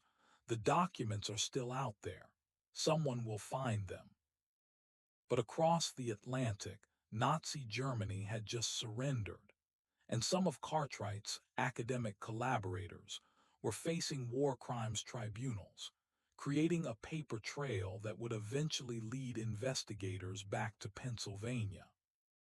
When Allied forces liberated Auschwitz in January 1945, they found correspondence between Dr. Karl Klauberg and someone in Pennsylvania, a man codenamed Der Stahlbaron. The Steel Baron. It wasn't subtle. Howard Cartwright's fortune had come from Pennsylvania steel, and his academic pseudonym in international eugenics circles reflected that origin with Germanic flair. What he hadn't anticipated was that Nazi doctors kept meticulous records of everything, including their international collaborations. When Soviet and American forces began processing thousands of documents from concentration camp medical facilities, patterns emerged. Research exchanges, shared methodologies, and money transfers from American accounts to German researchers. Dr. Karl Klauberg's files contained 73 letters spanning 1936 to 1944, written in a mixture of German and English, discussing reproductive acceleration techniques, genetic quality optimization, and forced fertility protocols. The letters were signed with variations of HC or Der Stahlbaron. They referenced a facility in rural Pennsylvania conducting parallel research to Klauberg's work in Block 10 of Auschwitz. The letters weren't just academic collaboration. They included financial records showing Cartwright had sent over $127,000 between 1938 and 1944 to fund Klauberg's experiments in exchange for exclusive access to results before publication. Cartwright was funding Nazi human experimentation.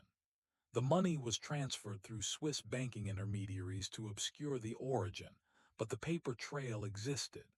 Bank transfer codes, receipt confirmations, and most damningly, detailed reports from Klauberg describing experiments on Jewish prisoners, with Cartwright's handwritten notes in the margins. Applied to subject cohort 1933A or test on high fertility subjects first. The documents were initially classified by Allied intelligence as part of Nazi war crimes evidence. But in June 1945, an American prosecutor named Samuel Rothstein, preparing cases for the Nuremberg trials, noticed the Pennsylvania connection. He flagged it for domestic investigation. The file landed on the desk of FBI Special Agent Thomas McKenna in August 1945. McKenna began quietly, too quietly, because what he discovered was that Howard Cartwright wasn't just some isolated madman. He had connections, judges, state senators, medical board directors, philanthropists. The Cartwright name appeared on hospital wings, university buildings, and charitable foundation boards across Pennsylvania. Investigating him meant investigating Pennsylvania's entire power structure. Why didn't federal authorities immediately raid Allegheny Valley when the Nazi connection was discovered? Because power protects itself. McKenna's initial report recommending investigation of Cartwright and the Allegheny Valley facility was delayed for additional review by his FBI supervisor, who'd received a $10,000 donation to his daughter's college fund from a Cartwright Foundation grant. When McKenna pushed harder, he was reassigned to a field office in Montana. The investigation was transferred to Pennsylvania State Police, where it disappeared into administrative backlog. Judge Thomas Whitmore, who'd signed every commitment order sending women to Allegheny Valley, was simultaneously serving on a federal committee investigating Nazi eugenics programs, essentially investigating himself while continuing to facilitate Cartwright's operation. The hypocrisy was staggering. Whitmore gave speeches in 1946 condemning Nazi medical atrocities, calling them crimes against humanity that represent civilization's darkest hour. Meanwhile, His signature appeared on commitment papers, sending 3 more women to Cartwright's facility that same year. He even wrote an article for the Pennsylvania Law Review titled Judicial Responsibility in Preventing Eugenic Abuse, which became required reading in law schools, even as he enabled abuse systematically. But the paper trail wasn't completely buried. McKenna, before being reassigned, had made copies of key documents and sent them to a journalist friend at the Philadelphia Inquirer named Rebecca Hartman. She began investigating quietly, using the name anonymous source familiar with the matter when asking questions about Allegheny Valley. Hartman discovered discrepancies immediately. The facility claimed to house 42 patients in its mental health program, but utility bills suggested consumption rates for 70-plus people.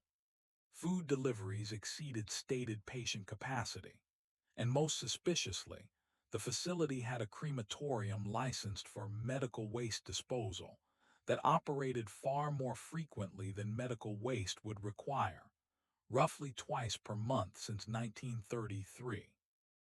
She also found employment records. Between 1932 and 1946, Allegheny Valley had hired 127 nurses, orderlies, and staff.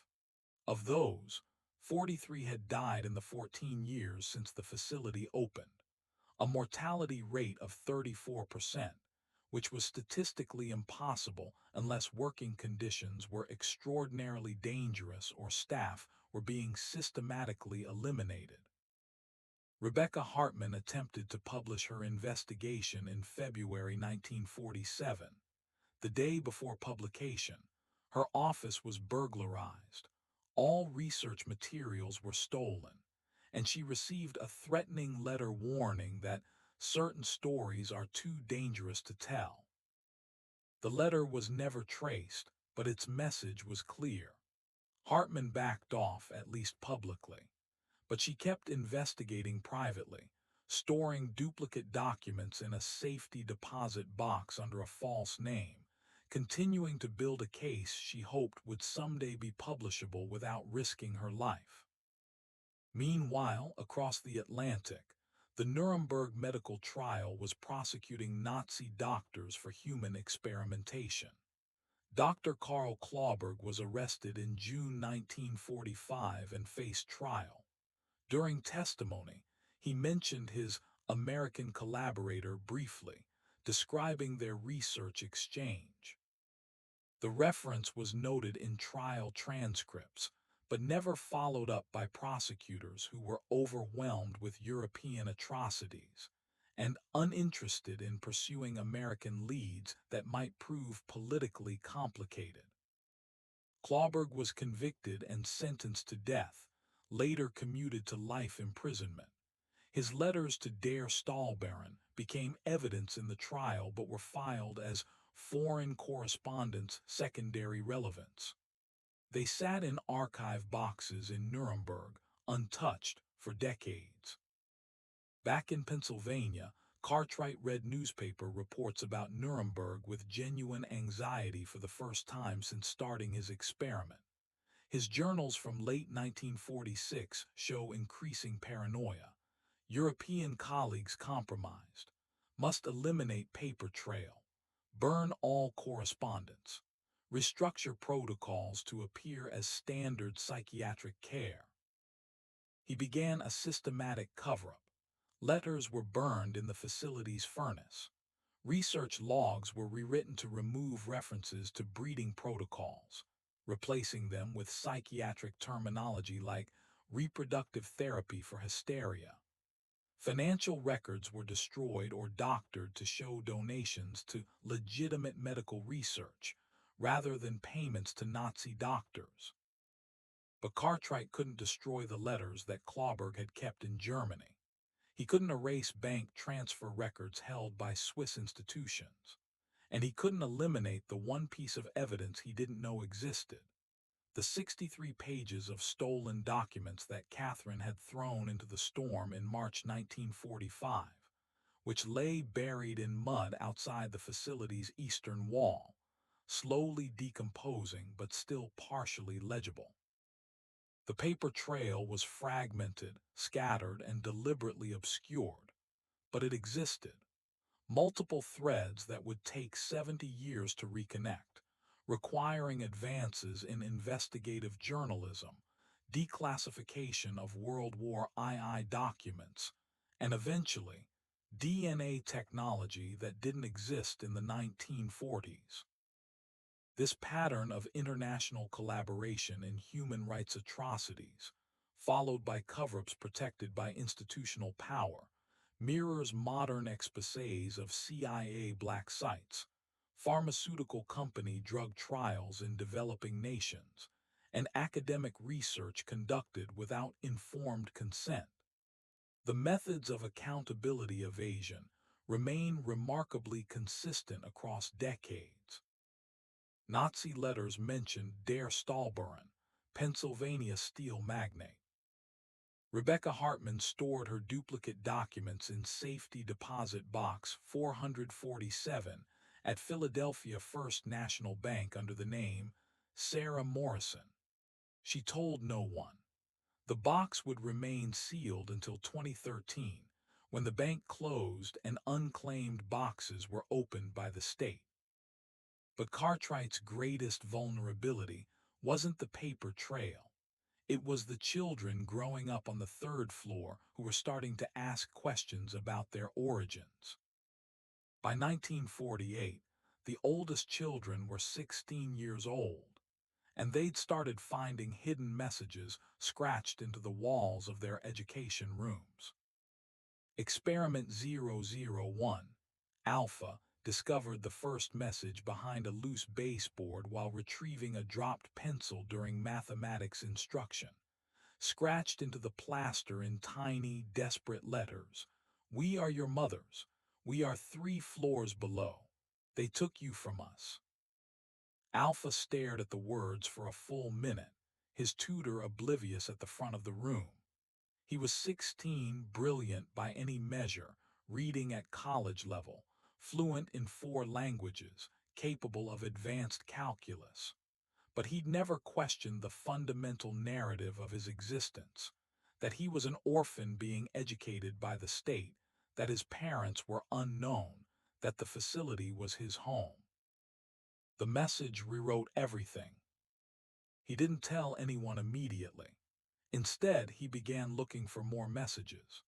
Over the following weeks, he found 17 hidden notes scratched into walls, underneath floorboards, behind light fixtures, placed by maintenance workers, nurses, and others over 15 years. Each message was fragmentary, desperate, and devastating. "Your real name is David. Subject 1, Eleanor Marsh. They force us. Every month we never hold you. This is not a hospital. This is a prison." The messages weren't just from mothers. They were from Margaret Chen, subject 44. The nurse who'd been imprisoned in 1938 for showing compassion, who'd spent 10 years secretly scratching messages whenever she was allowed near the education wing for medical checkups. Margaret had become a ghost within the facility. After her imprisonment and forced pregnancy, she'd been kept in a separate isolation cell, occasionally brought out for medical examinations or to serve as a control subject for Dr. Voss's studies. But she'd retained her nursing knowledge, her understanding of the facility's layout, and her burning desire to ensure the children would someday know the truth. Every time she was escorted through corridors, she'd memorize locations where she could leave messages. During medical examinations in the education wing, while orderlies were distracted, she'd scratch words into hidden places with a bent nail she'd concealed for months. She had no way of knowing if the messages would ever be found, but she left them anyway, seeds of truth planted in darkness, waiting for light. Alpha shared his discovery with Experiment 002, Beta, who was 15 and equally intelligent. Together, They made a decision that would change everything. They would investigate. Secretly, methodically, using the analytical skills Cartwright had cultivated in them, they would uncover the truth about Allegheny Valley. How do you investigate your own origin when you're imprisoned in the only place you've ever known? You become a detective in a cage. Alpha and Beta started mapping the facility by sound. They'd learned the building's acoustic properties during their isolated childhoods, which footsteps meant staff, which creaks indicated someone on the floor below, which ventilation hums meant air flowing from specific sections. They created a mental map of spaces they'd never seen: the basement dormitory, the examination wing, the sub-basement levels. They also began questioning their tutors carefully, asking seemingly innocent questions that revealed information. Where do the other residents of the facility stay? Why don't we ever see them? What kind of mental illnesses are treated here? The tutors, believing the children were simply curious about psychiatric care, answered with clinical detachment, not realizing they were providing intelligence. Experiment 8. Aliner's daughter, who was 12 years old, discovered something even more disturbing. A ventilation grate in her room connected directly to the basement dormitory, and she'd been hearing her mother's voice for years without knowing who it was. The voice had been part of her life for as long as she could remember, a woman singing lullabies late at night, the sound drifting up through the ventilation system. Experiment 8 had assumed it was a radio or another resident somewhere in the building. But after Alpha shared the messages he'd found, she listened more carefully. The voice sang the same lullaby mentioned in one of the hidden messages. "Hush, little baby, don't you cry. Mama's going to sing you a lullaby." Aliner, 3 floors below in the basement dormitory, had been singing to the ceiling for 12 years, to the water stains that marked where the 3rd floor was located, to the daughter she'd never held, to a child who didn't know her mother was sending love through ventilation shafts. Experiment 8 began responding. Late at night, she'd whisper into the ventilation grate, "Can you hear me?" The first time Alina heard her daughter's voice, she sobbed so violently that Catherine had to cover her mouth to prevent staff from investigating. 12 years of separation, 12 years of forced silence, and suddenly, connection. Fragile, dangerous, but real. Over weeks, they developed a communication system. Alina would tap patterns on the pipes, 1 tap for yes, 2 for no. Her daughter would respond. They couldn't have conversations, but they could send signals. And slowly, painfully, Alina began teaching her daughter the truth about their connection through Morse code patterns she'd learned from another prisoner who'd been a telegraph operator before commitment. The revelation spread through the children's population like a slow-moving earthquake.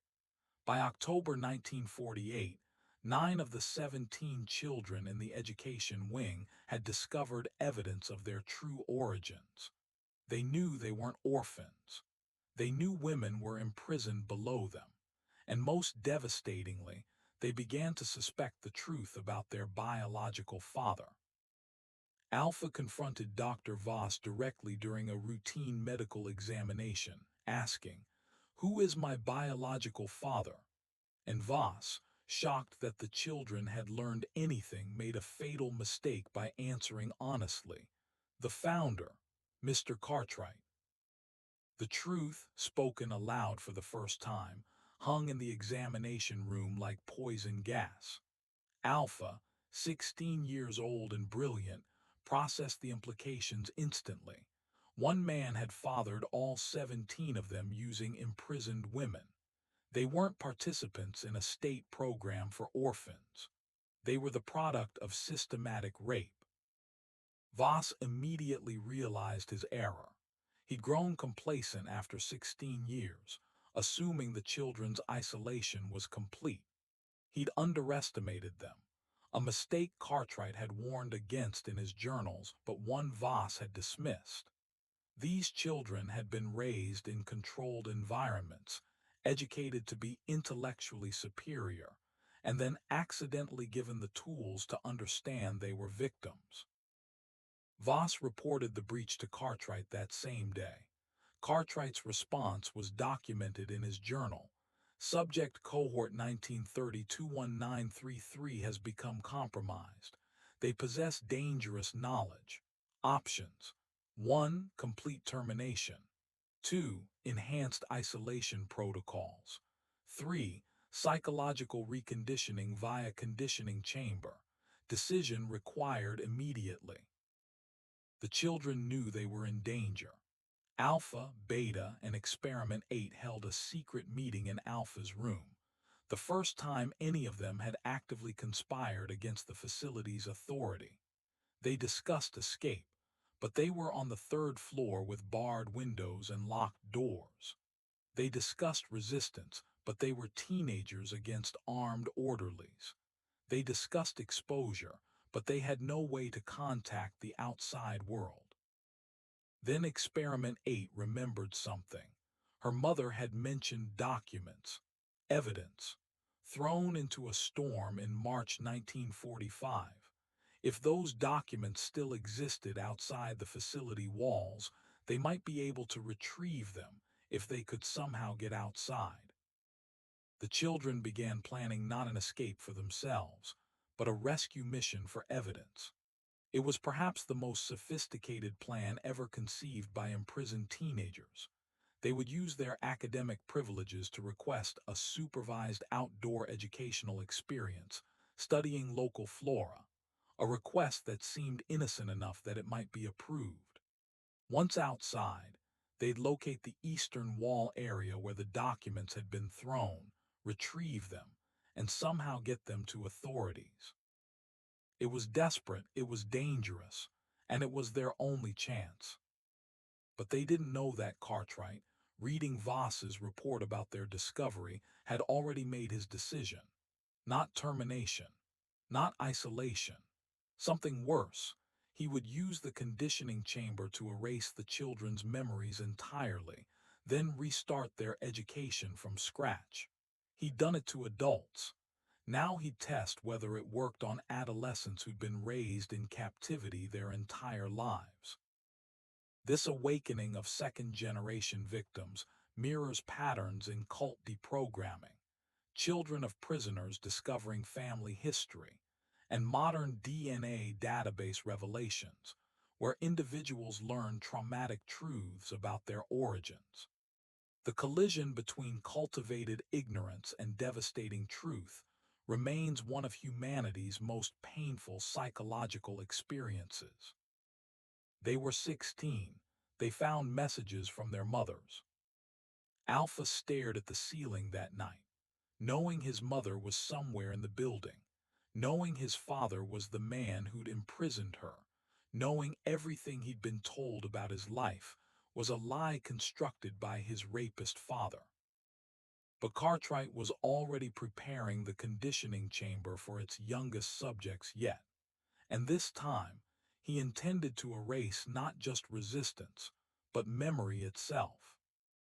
Cartwright didn't just want to break the children's resistance. He wanted to surgically remove their capacity to remember they'd ever resisted at all.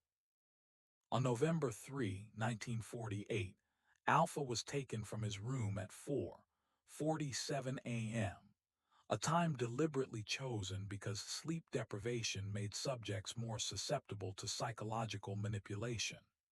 He was escorted not to the conditioning chamber, but to a new room he'd never seen, the Neurological Research Laboratory, located in a section of the subbasement that wasn't on any official blueprint. The room looked like a surgical theater from a nightmare.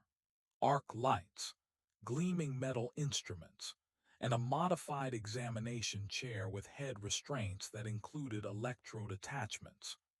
Dr. Voss stood beside a machine that looked like a primitive EEG, but with modifications that suggested it did more than just read brain activity, it could influence it. Experiment 1, Voss said clinically. You've been exposed to contaminating information that has compromised your psychological development. We're going to correct that. Cartwright had obtained electroconvulsive therapy, ECT, equipment, but modified it based on secret CIA research into memory disruption techniques. He was attempting to use electrical current to selectively erase specific memories while leaving the subject's general intelligence intact.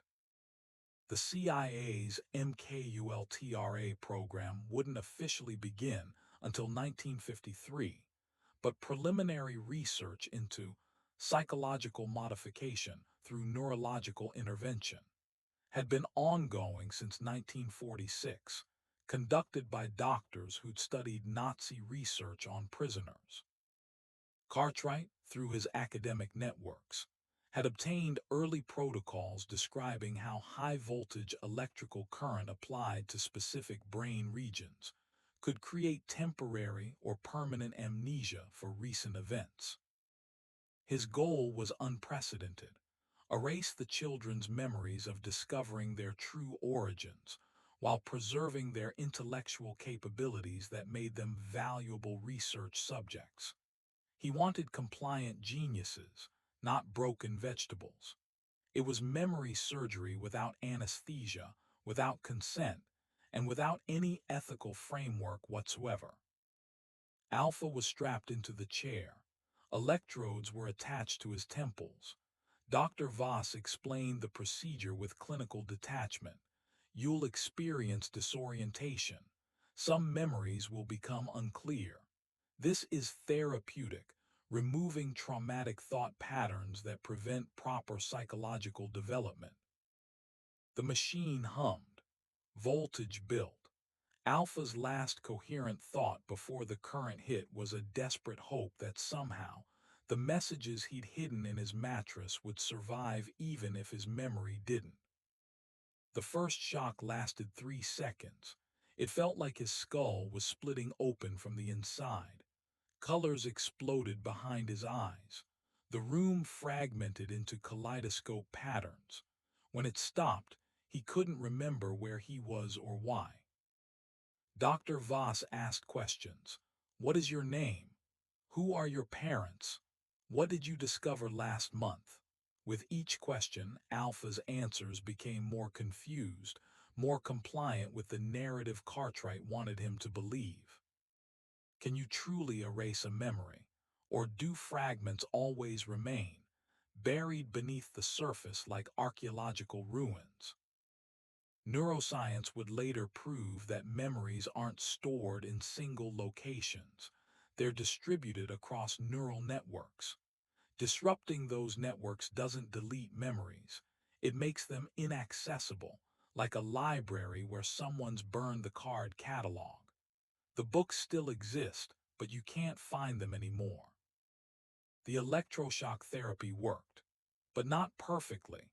Alpha lost most memories of the previous 3 months, including discovering the messages, but retained inexplicable anxiety responses and emotional reactions to words like mother and basement that he couldn't explain. When Alpha returned to his room after 6 hours of treatment, he couldn't remember why he felt terrified. He knew something was wrong, but the specifics had dissolved into electrical noise. He saw scratches on his wall that looked like they might have been writing, but he couldn't decipher what they'd said. His mind had become a crime scene where the evidence had been burned, leaving only the smell of smoke. Over the following week, all 17 children underwent the procedure. Some lost more memory than others. Experiment 8 forgot entire years, including all communication with her mother through the ventilation system. Beta retained fragmentary knowledge but couldn't organize it into coherent understanding. Experiment 12 suffered seizures during treatment and was left with permanent neurological damage. The children emerged from the neurological research laboratory different, quieter, more compliant, but also haunted by phantom knowledge, the psychological equivalent of phantom limb pain. They felt like they'd lost something crucial but couldn't identify what. Dreams were filled with fragmented images, women's faces, messages in walls, the sound of singing through vents. But waking, they couldn't connect the fragments into meaning. Cartwright documented the results with satisfaction. Memory disruption protocols successful in 14 of 17 subjects. 3 showed incomplete erasure but reduced threatening behavior by 78%. Subjects retain intellectual capacity while eliminating knowledge of facility operations and maternal connections. Consider this, the breakthrough that validates the entire experiment. He was celebrating the surgical removal of his children's ability to understand they were his children. But Alpha had done something Dr. Voss didn't know about. The night before his treatment, he'd written everything he'd discovered on pieces of paper and hidden them inside a hollowed-out book in the Education Wing library, hoping his future self would somehow find them again. The book was a medical anatomy text, thick, rarely used, with a section on reproductive systems that Alpha had carefully carved out to create a hiding space. Inside, he'd placed 17 pages of handwritten notes, names of the women in the basement, the location where documents had been thrown in 1945, the truth about Cartwright being their biological father, and a message to himself. If you're reading this and don't remember writing it, they've erased your memory. Everything in these pages is true.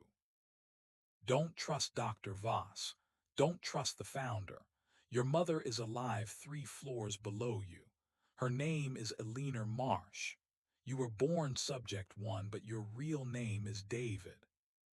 The book remained on the shelf, undiscovered by staff during their routine inspections.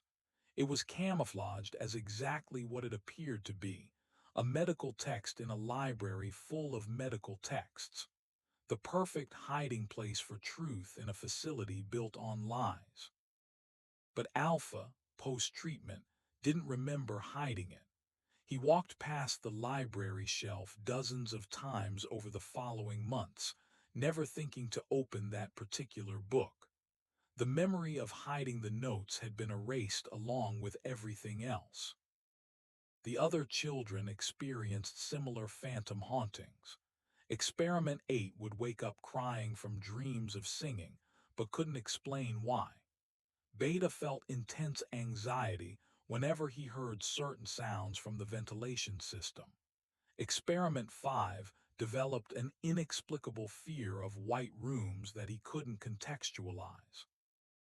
Dr. Voss monitored them carefully, documenting what he called residual anxiety patterns from incomplete memory erasure. He considered giving them additional treatments to eliminate even these fragments, but Cartwright decided against it. Some emotional disruption is acceptable. Complete erasure risks damaging intellectual capacity. Current state is optimal, compliant but still functional. Meanwhile, 3 floors below, Eleanor and the other women noticed that the tapping communication through the pipes had stopped. The singing received no response. Eleanor spent 3 weeks whispering into the ventilation system, hoping to hear her daughter's voice again, before Catherine finally told her the truth. They've taken the children's memories. They don't know we exist anymore. Eleanor's grief was bottomless. She'd spent 12 years singing to a daughter she'd never held, and when they'd finally connected, that connection had been surgically severed. She stopped singing after that. The basement dormitory lost one of its few remaining sources of defiant humanity. But memory, like life, is resilient. The children began experiencing what psychologists would later term cryptomnesia, memories that surface without context, feeling like imagination but containing accurate information. Alpha started drawing women's faces he didn't consciously recognize. Beta wrote mathematical equations that spelled out Eleanor Marsh, when the first letter of each line was read vertically. Experiment 8 found herself humming a lullaby she'd never been taught.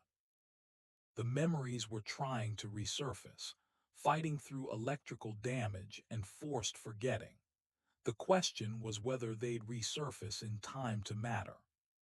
This forced memory erasure through electroshock mirrors documented CIA experiments on unwitting subjects, Soviet psychiatric treatment of dissidents, and modern controversies over memory suppression therapy.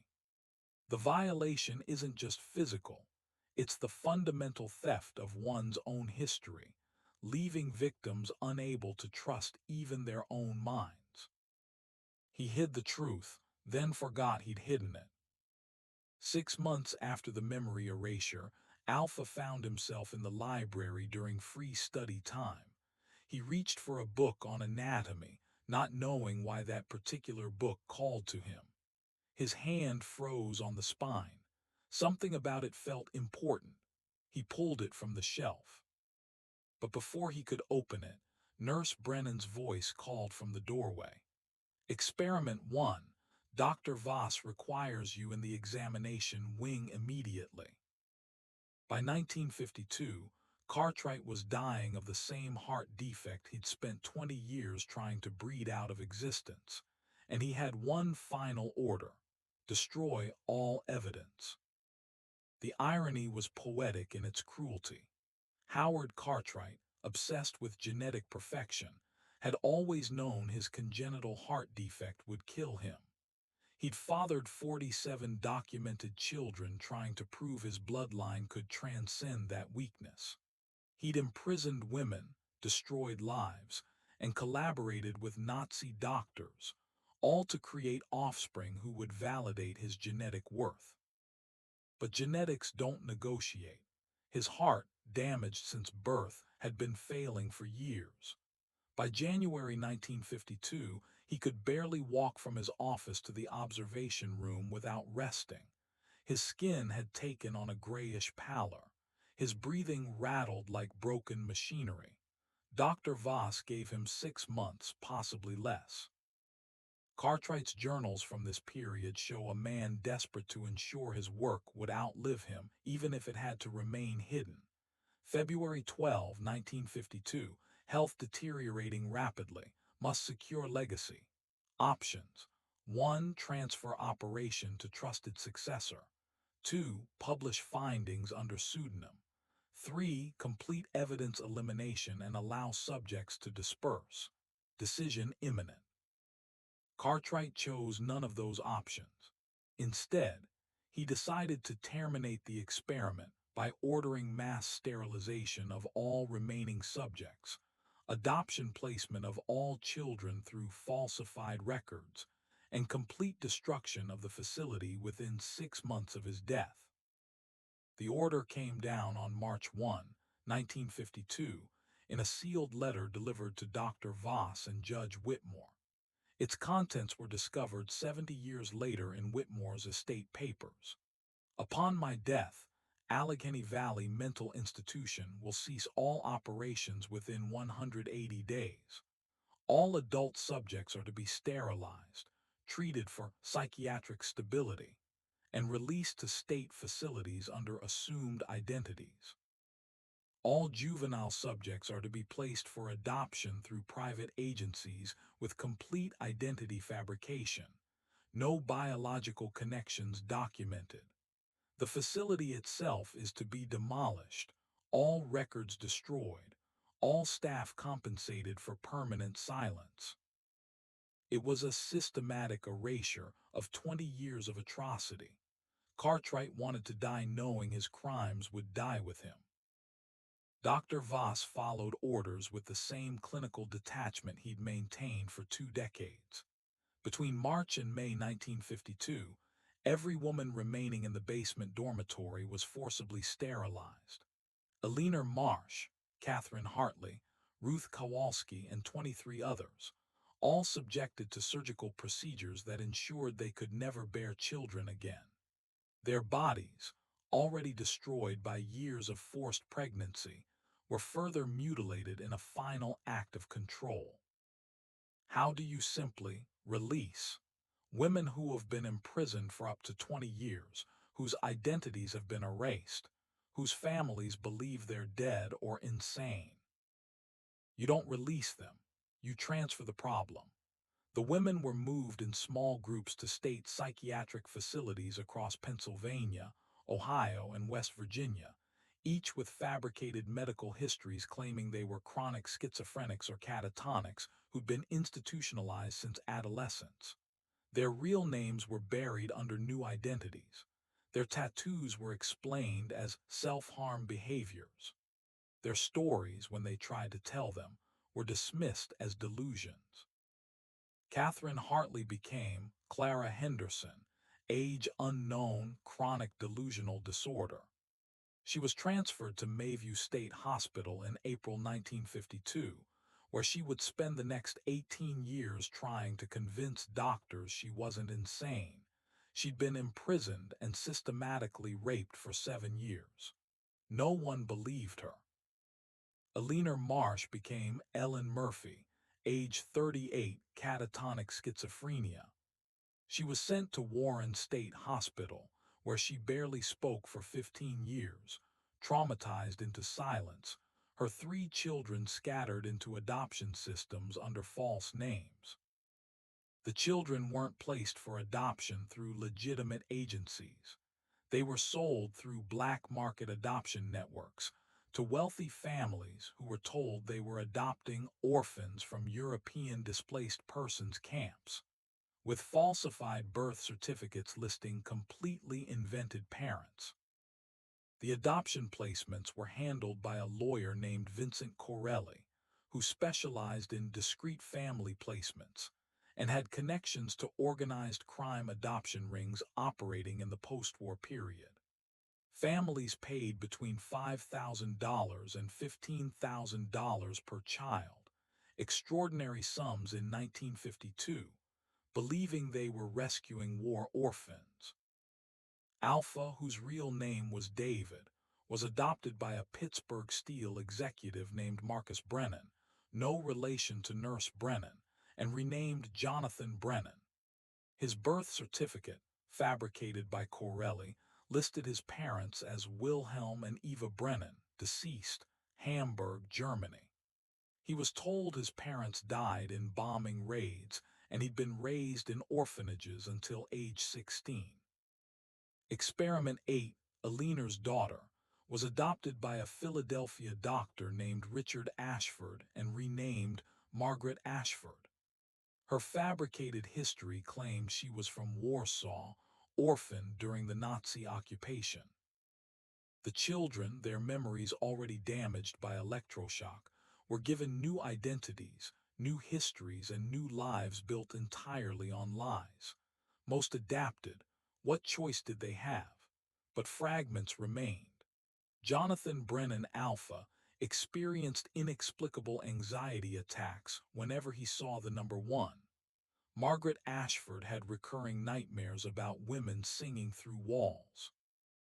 Howard Cartwright died on July 14, 1952, but his final journal entry revealed something no one expected. He'd created a sealed time capsule containing complete records of the experiment, hidden in the foundation of his estate, set to be opened in 2025, when eugenic science would finally be vindicated and his vision understood. The time capsule was mentioned in his will, but the location was encoded in a cipher that required 2 keys to decode, one held by Dr. Voss, one by Judge Whitmore. Cartwright believed that by 2025, eugenics would have been rehabilitated as legitimate science. Genetic engineering would prove his theories correct, and his experiment would be recognized as groundbreaking research rather than criminal atrocity. He was delusional until the end. Dr. Voss received his cipher key and $100,000 in Cartwright's will, payment for 20 years of complicity. Judge Whitmore received $150,000 and his cipher key. Both men took the money and burned their keys. Neither wanted Cartwright's time capsule ever opened. They understood even if Cartwright didn't, that some truths would never be vindicated. The demolition of Allegheny Valley began in August 1952. Explosives brought down the Gothic spires. Bulldozers crushed the examination wing, the basement dormitory, the nursery, the conditioning chamber. Within 6 weeks, the entire facility was reduced to rubble. The rubble was hauled away and used as landfill for a highway construction project. The crematorium, which had operated continuously from 1933 to 1952, was dismantled piece by piece. Its chimney, which had belched smoke from burning bodies and documents for 19 years, was toppled. The furnace was sold for scrap metal. The ashes of at least 62 people, women who died during the experiment, infants who hadn't survived, and staff members who'd been eliminated for knowing too much, were mixed with construction debris and buried under Interstate 376. By October 1952, no trace of Allegheny Valley Mental Institution remained visible above ground. The property was sold to a development company that built a suburban neighborhood called Peaceful Valley Estates.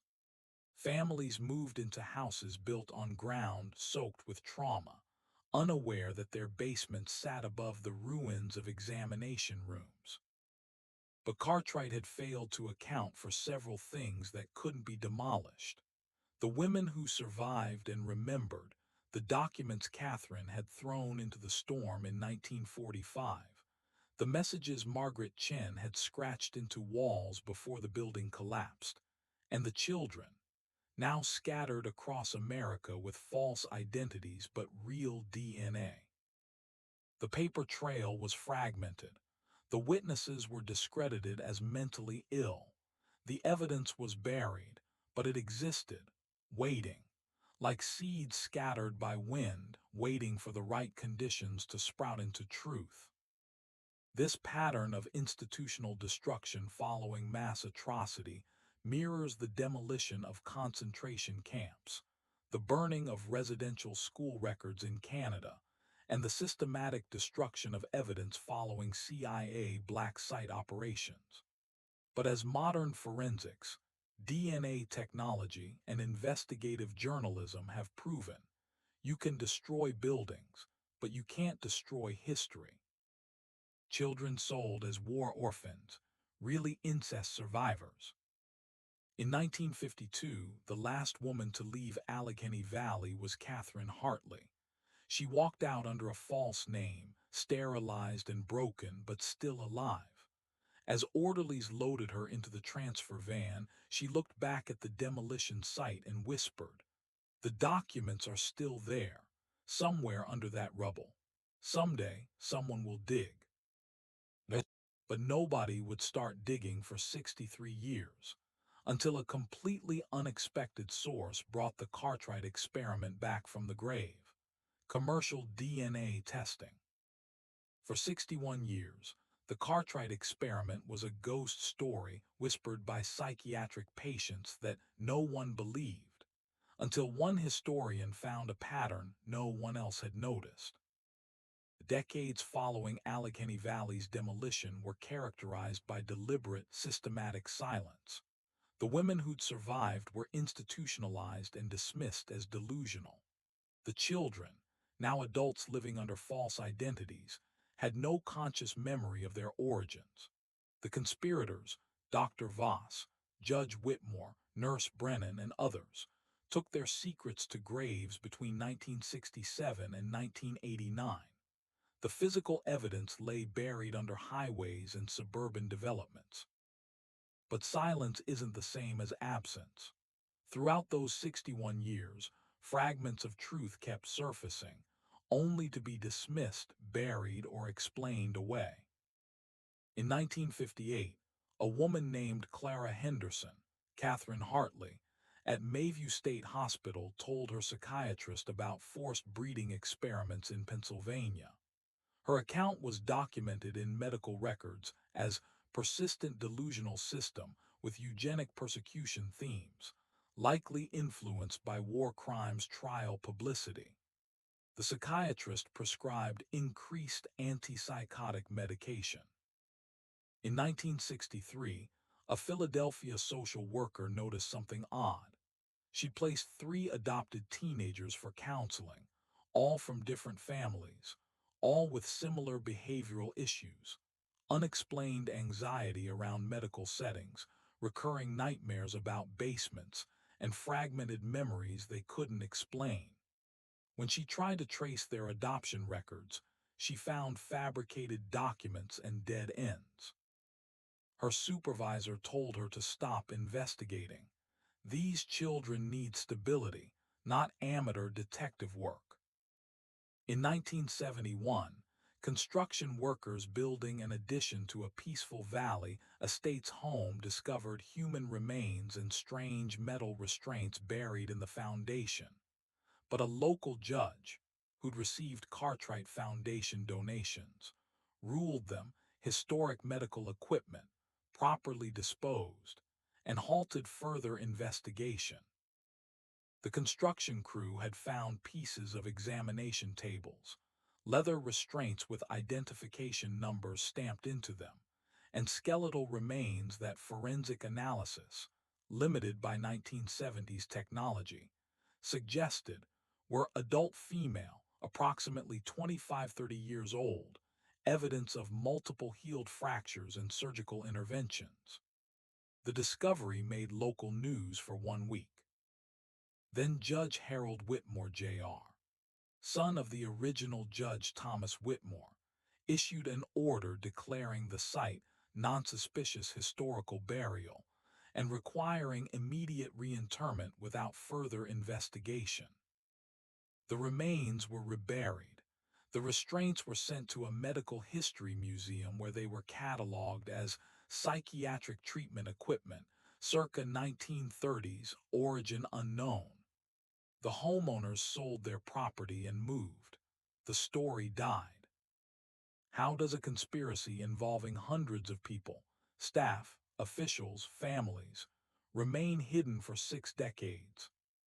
Through 3 mechanisms: institutional protection, powerful families defending reputations; victim discrediting, survivors dismissed as mentally ill; and generational death, conspirators dying before accountability arrives. By the 1980s, almost everyone who'd worked at Allegheny Valley was dead.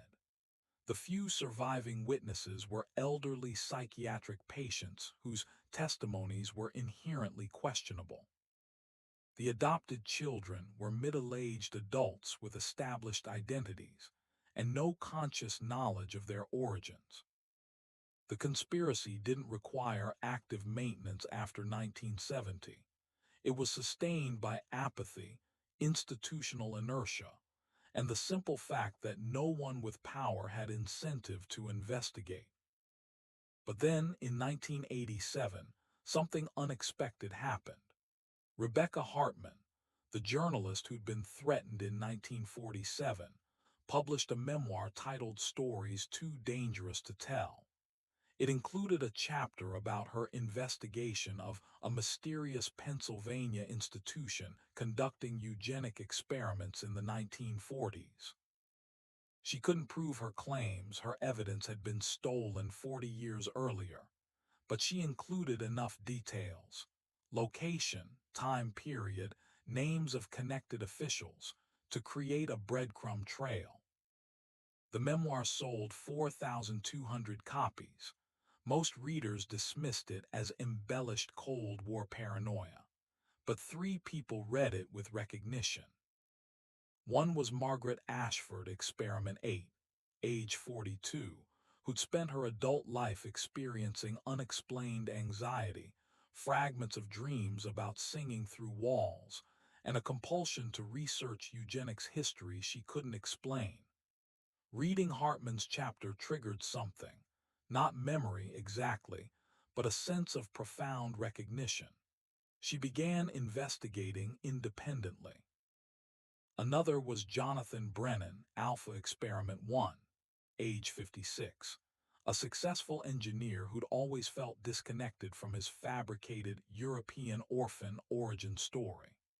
Hartman's description of a Pennsylvania institution raising genetically selected children in isolation resonated with inexplicable fragments he'd experienced his entire life, phantom memories of white rooms, numbers, women's voices. The third was a graduate student in Pennsylvania history named David Chen, grandson of Margaret Chen, subject 44, the nurse who'd been imprisoned for showing compassion. His grandmother had died in 1985, but before her death, she'd given him a small notebook filled with what he'd assumed were dementia-driven ravings. Names, dates, descriptions of atrocities. Reading Hartman's memoir, he realized his grandmother's notebook matched the timeline and details exactly. David Chen began investigating in 1988, spending 5 years piecing together fragments. But every time he got close to proof, he'd encounter destroyed records, sealed archives, or officials who refused to cooperate, suggesting the cover-up had ongoing institutional protection even decades later. Chen discovered that Allegheny Valley's official records had been lost in a 1957 fire at the Pennsylvania State Archives, a fire that had destroyed only that specific section of psychiatric institution records. He found that adoption records for children placed between 1950 to 1953 were sealed under privacy protection statutes that had been specifically amended in 1954 to make them virtually inaccessible. He identified 17 families who'd adopted children during that period, but most refused to talk, and those who did shared only that adoption agencies had promised them war orphans from Europe. In 1993, Chen's research was interrupted when his apartment was burglarized. Only one item was stolen: his research materials on Allegheny Valley. His computer files had been professionally wiped, not deleted but forensically erased. He filed a police report. It was closed as unsolved burglary within 2 weeks. Chen was terrified but stubborn. He'd made backup copies, stored in a safety deposit box at a different bank than the one Rebecca Hartman had used. He continued investigating, more carefully, publishing nothing until he had irrefutable proof. Meanwhile, the adopted children, now middle-aged adults, began independently searching for answers. Margaret Ashford hired a private investigator in 1995 to trace her adoption. The investigator found fabricated documents, dead ends, and a birth certificate that listed parents who'd never existed. He recommended she stop searching. Whatever your real origin is, someone with serious resources doesn't want it found. Jonathan Brennan underwent therapy for his persistent anxiety and fragmented memories. His therapist suggested recovered memory techniques popular in the 1990s. During sessions, fragments surfaced: white walls, numbers, a voice calling him Alpha, women crying in distant rooms. But recovered memory therapy was controversial and legally unreliable. He couldn't distinguish between real memories and therapeutic suggestions. The fragments were accumulating, but they remained disconnected, puzzle pieces scattered across different people's lives, unable to form a complete picture because the pieces didn't know the others existed. Then, in 2013, 3 things happened that changed everything. First, Philadelphia First National Bank closed, and unclaimed safety deposit boxes were opened by the state. Box 447, registered to Sarah Morrison, Rebecca Hartman's pseudonym, contained her original research materials from 1947, documents she'd hidden 70 years earlier. Second, Pennsylvania passed a law requiring state archives to digitize old institutional records. During digitization, A clerk noticed something odd. Intake records for 42 women committed to various state facilities in 1952, all with similar symptoms, delusional persecution complexes with eugenic themes, all transferred from facilities that no longer existed or had no records. Third, and most significantly, commercial DNA testing became widely available. This convergence of archival discovery, legislative transparency, and genetic technology created conditions where buried truth could finally surface. Modern investigative methods would soon accomplish what 60 years of cover-up couldn't prevent. Human remains found. Judge buried the investigation. David Chen received a call in November 2013 from a Pennsylvania State Archives clerk who'd seen his research requests from 1993. "I think you should look at something we just found," the clerk said. "It's about a place called Allegheny Valley." But the real breakthrough wouldn't come from archives or journalism. It would come from a 23andMe test taken by a woman in Ohio who'd been told her entire life she was adopted from Germany. In February 2014, a 23andMe database algorithm flagged something impossible. One user had 46 half-siblings, all born between 1932 and 1952, all adopted with falsified records. The user was Jennifer Martinez, age 35, a high school teacher from Columbus, Ohio, who'd taken a DNA test on a whim during a Black Friday sale. She'd been told her entire life that she was adopted from a German orphanage after World War II, that her birth parents had died in bombing raids, that her adoption in 1952 at age 7 months was a humanitarian rescue. The DNA results said something different. She had no genetic markers consistent with German ancestry. Instead, her profile showed English, Scottish, and Irish heritage, 75% British Isles origin. And when she clicked on the DNA relatives feature, her screen filled with matches. Not distant cousins, not third or fourth degree relatives, half-siblings, dozens of them. The 23andMe interface could only display the first 25 matches. All were listed as close family half-sibling, shared 25% DNA. All had estimated birth years between 1932 and 1952. All were adopted. And when Jennifer clicked through to their profiles, every single one had the same story. Told they were European war orphans, adopted through private agencies, given fabricated birth certificates. Jennifer contacted 23andMe support to report what she assumed was a database error. But the company's geneticist reviewed the data and confirmed it was accurate. All 46+ users were genuine half-siblings sharing the same biological father, representing one of the largest documented cases of single-source paternity ever identified. The geneticist, Dr. Laura Kensington, had seen unusual patterns before. Fertility doctors who'd used their own sperm's secret biological fathers revealed decades later unknown adoptions, but nothing on this scale. The probability of 46+ half-siblings all born within a 20-year window, all adopted with false records, all unaware of their connections until DNA testing, suggested something systematic, something deliberate, something criminal. Dr. Kensington did something unprecedented. She violated company protocol by contacting all 46 matched users directly, asking if they'd consent to participate in a coordinated investigation.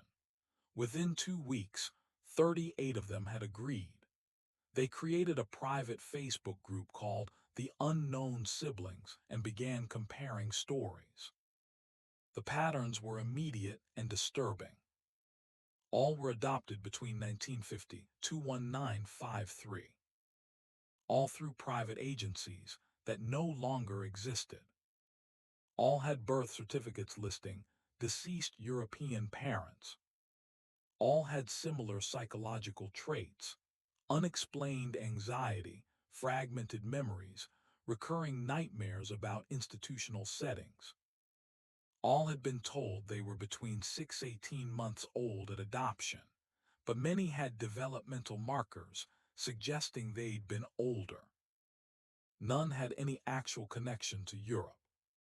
Jonathan Brennan, Alpha Experiment 1, was one of the 38. When he saw Jennifer's initial post describing her fabricated German orphan story, he felt something crack open in his mind, not full memory but recognition. He'd heard this exact story before, because it was his story too. How do you process the revelation that your entire life story is a fabrication, that you have 46 plus siblings you never knew existed, and that you were all part of something your DNA proves but your memory can't access? The Facebook group became a digital archaeological site, with members excavating their own pasts through collaborative investigation.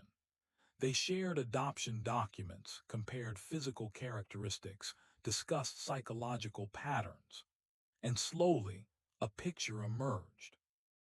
Margaret Ashford, Experiment 8, was also in the DNA database, and when she saw the group, she revealed she'd been investigating independently since 1987 after reading Rebecca Hartman's memoir, and she'd identified a connection to something called Allegheny Valley Mental Institution. Margaret's revelation electrified the group. She shared everything: Hartman's memoir chapter, the construction site discovery in 1971, her adoption investigation results, and most importantly, her growing suspicion that they weren't war orphans at all. They were products of an American eugenics experiment. The group began systematic research, cross-referencing their adoption dates with historical events, searching newspaper archives for any mention of Allegheny Valley, requesting their sealed adoption records through legal channels, comparing their DNA beyond just the paternal match, looking for patterns in their shared genetics. Then David Chen found them. He'd been monitoring DNA databases as part of his investigation, and when he saw Jennifer's case making waves in genetic genealogy forums, he recognized it immediately. This was what his grandmother had described. He contacted the group and shared Margaret Chen's notebook, the one she'd given him before dying in 1985. The notebook contained names, dates, subject numbers, and most critically, it contained something that proved its authenticity: architectural details of Allegheny Valley's layout that matched blueprints Chen had obtained from county records. His grandmother had been inside the facility. She'd documented it. She'd scratched messages in walls for children to find. When the group compared their DNA profiles more deeply, they discovered something horrifying. Several members showed markers consistent with genetic disorders caused by inbreeding, suggesting their biological father had also fathered their mothers, making them products of multi-generational incest. This discovery came from Dr. Sarah Okonkwo, a geneticist who was herself one of the 46 siblings, Experiment 41. She'd analyzed the group's genetic data and found patterns that troubled her professionally: recessive genetic markers appearing at rates far higher than population averages, suggesting the parental generation had already been genetically related. The implication was sickening. Some of the women imprisoned at Allegheny Valley might have been the biological children of earlier Cartwright experiments, creating a generational cycle of incestuous breeding. Cartwright hadn't just been conducting a one-generation experiment. He'd potentially been attempting multi-generational genetic refinement. The group's investigation reached a critical mass in June 2014. They had 46 plus confirmed half-siblings with DNA proof.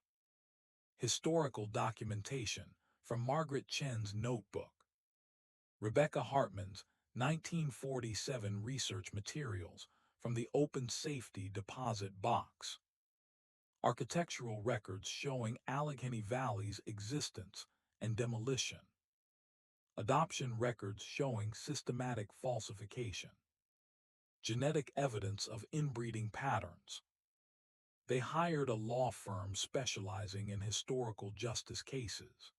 They contacted investigative journalists, and they filed a formal complaint with Pennsylvania State Police, requesting investigation of systematic child trafficking, falsified adoption records, and potential eugenic crimes dating to 1930-1952. The response was initially bureaucratic deflection. Claims regarding events 60-plus years ago are difficult to investigate given limited surviving witnesses and physical evidence. But the DNA data was irrefutable, and the group had something powerful. They were respectable middle-aged professionals, teachers, engineers, doctors, business people, not easily dismissed as conspiracy theorists. Then, in August 2014, a retired Pennsylvania state trooper named Michael Donovan read about the case in the Philadelphia Inquirer. He remembered something from his rookie year in 1971, being called to a construction site where human remains had been found, and watching his supervisor take orders from a judge to bury the investigation. He'd kept his incident report notes in a personal file for 43 years. He contacted the group and shared his notes. November 7, 1971, called to Peaceful Valley Estates, Lot 47. Construction crew discovered human skeletal remains and metal restraints during foundation excavation. Remains: adult female, multiple healed fractures, evidence of surgical intervention. Medical examiner estimated death 1940s 1950s. Judge Harold Whitmore Jr. ordered immediate reinterment, no further investigation. Supervisor told me to forget what I saw. I never did. The case was breaking open. This pattern of DNA databases exposing historical atrocities mirrors real cases. Fertility doctors revealed as biological fathers of dozens, adopted children discovering biological connections decades later, and genetic evidence exposing family secrets that paper records successfully buried. DNA doesn't forget, and databases create accountability mechanisms that didn't exist when these crimes were committed. Some victims were also daughters, multi-generational incest. In September 2014, Jennifer Martinez stood in front of news cameras and said, "We were told we were saved. We were actually evidence, and we want to know what happened to our mothers." But finding the mothers meant exhuming something Pennsylvania officials had buried for 62 years, and some officials were still fighting to keep it buried. In March 2015, Pennsylvania State Police finally began excavating Peaceful Valley Estates, and what they found underneath suburban lawns made forensic investigators request trauma counseling. The excavation order came after 8 months of legal battles.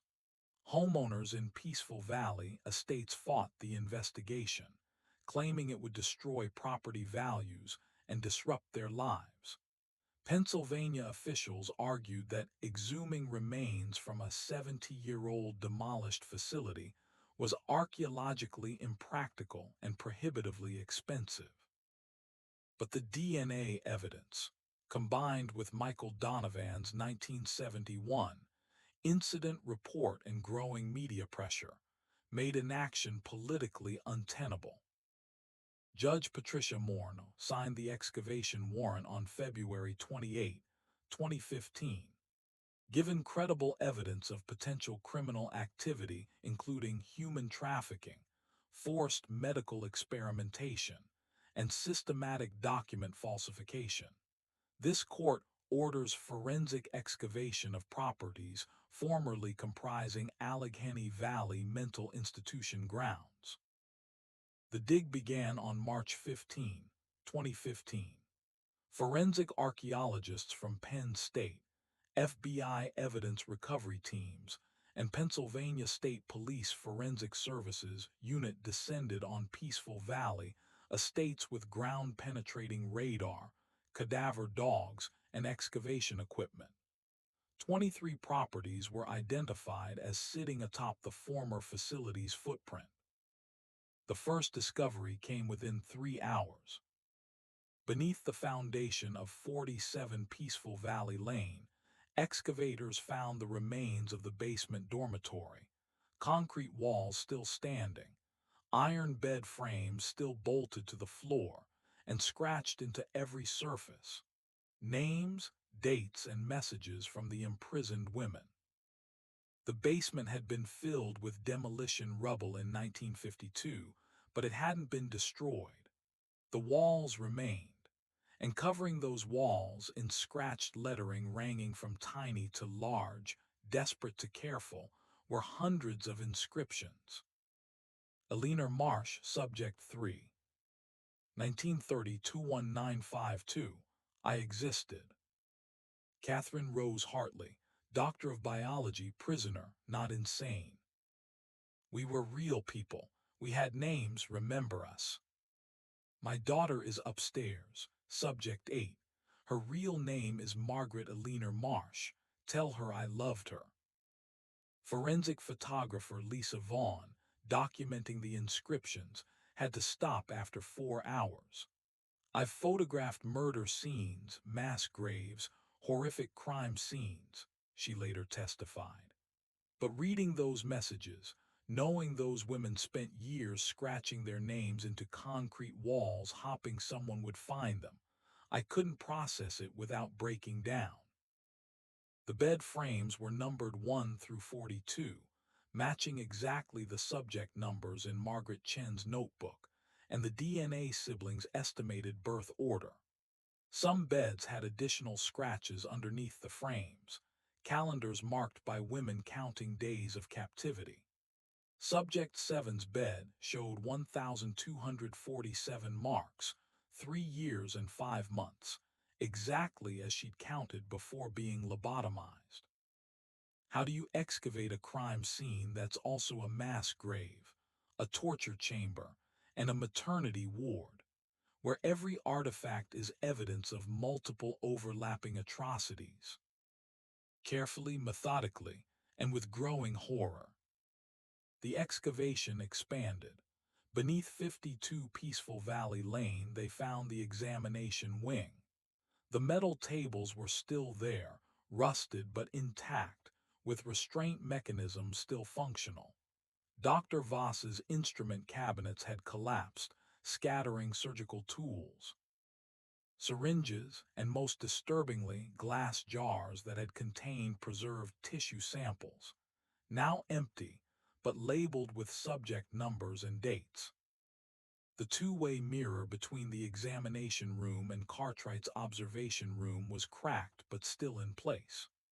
Behind it, they found the observation room itself, a leather chair disintegrating into dust, a desk with locked drawers that contained photographic negatives, and on the walls, charts tracking pregnancy rates, birth outcomes, and genetic quality assessments. In the subbasement beneath 39 Peaceful Valley Lane, excavators discovered the conditioning chamber, and inside it, a human skeleton chained to the bed frame, suggesting at least one woman had been left to die during the facility's hasty closure in 1952.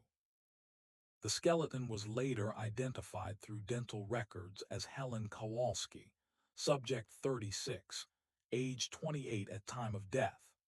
She'd been committed in 1945, placed in the conditioning chamber in early 1952, and apparently forgotten during the facility's rapid demolition.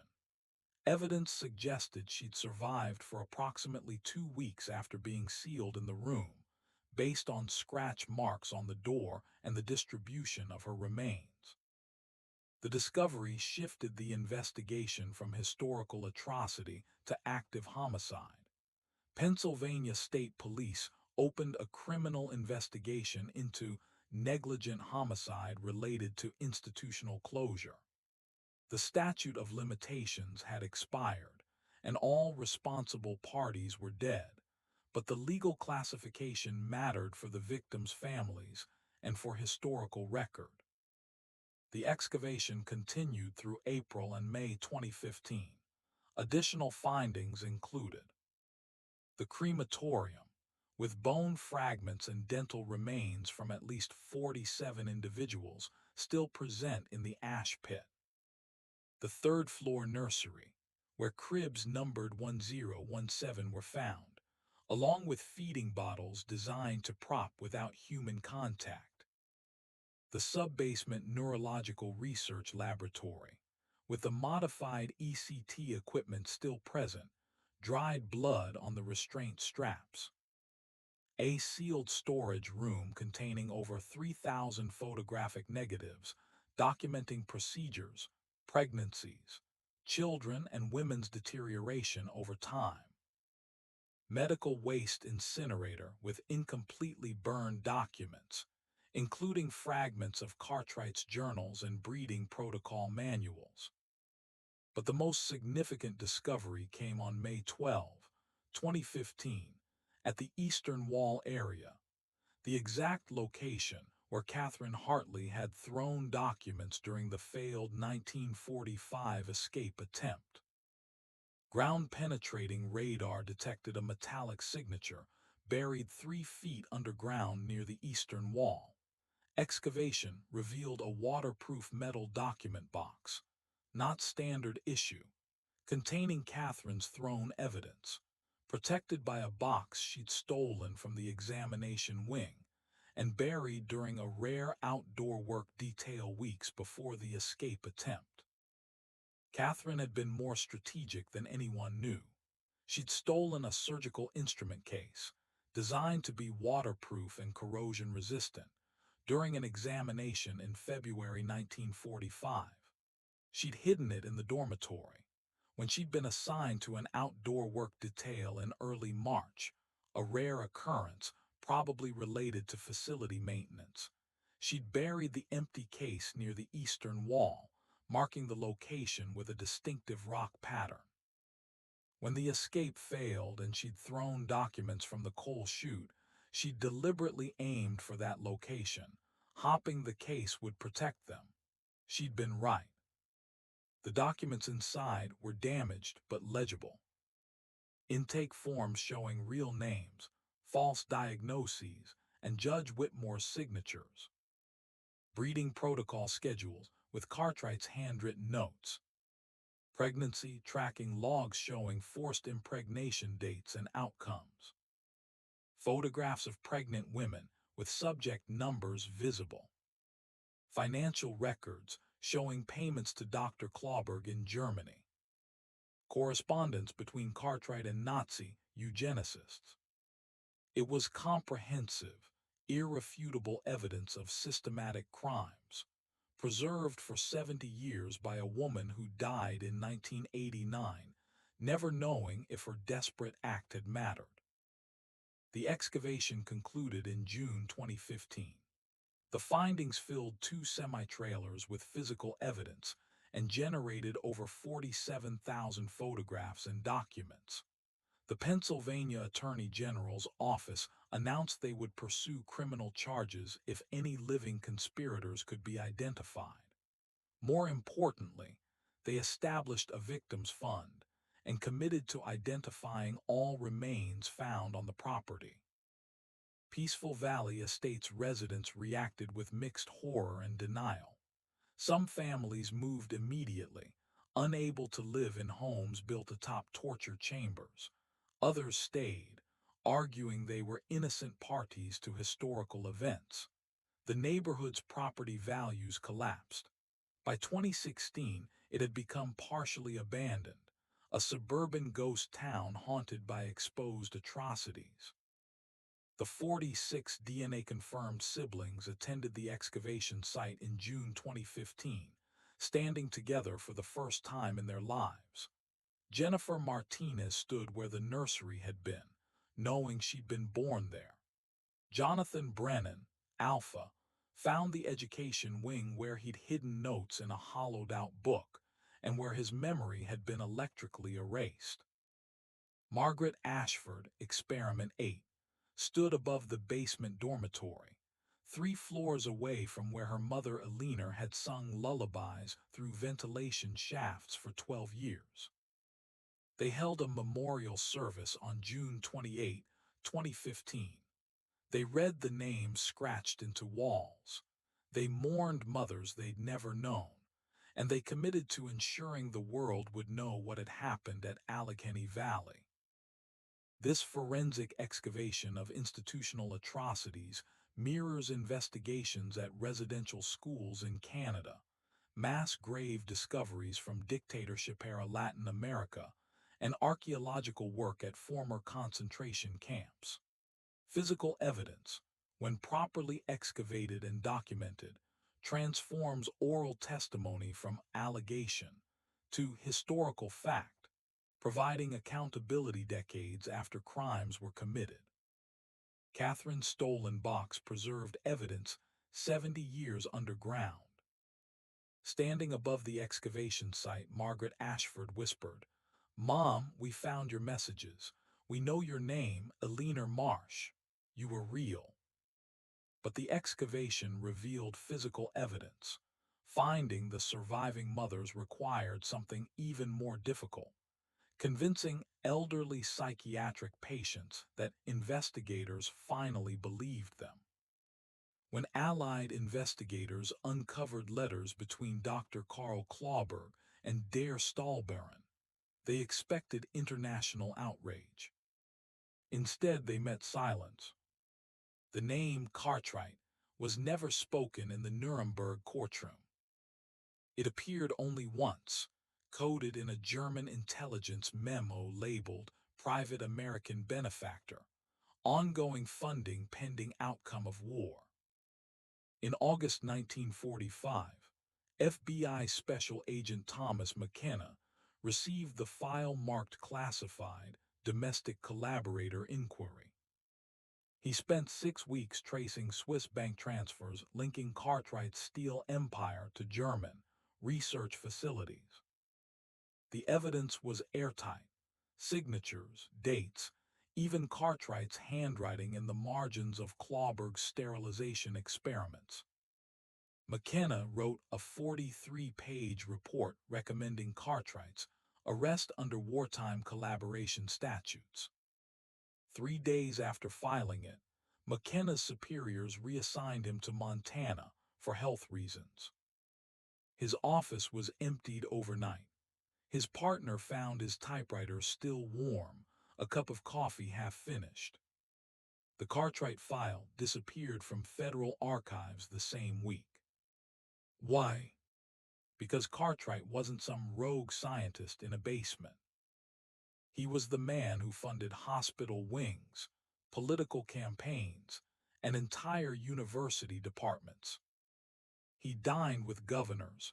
He played golf with senators. Exposing him would have meant indicting half of Pennsylvania's elite.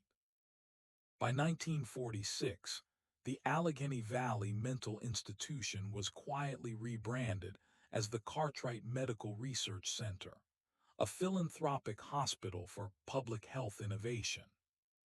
Patients were transferred out, records destroyed, and the basement sealed behind reinforced concrete. A new plaque was installed at the entrance, dedicated to the advancement of American science and the preservation of human dignity. No one mentioned the 47 children. No one spoke the word experiment. And no one asked why the new research center received millions in post-war federal grants, originally intended for rehabilitating concentration camp survivors. Howard Cartwright's eugenics program hadn't been exposed, it had been absorbed. Its data reappeared in academic papers under anonymous citations. Its methodologies resurfaced in government health reports about population management.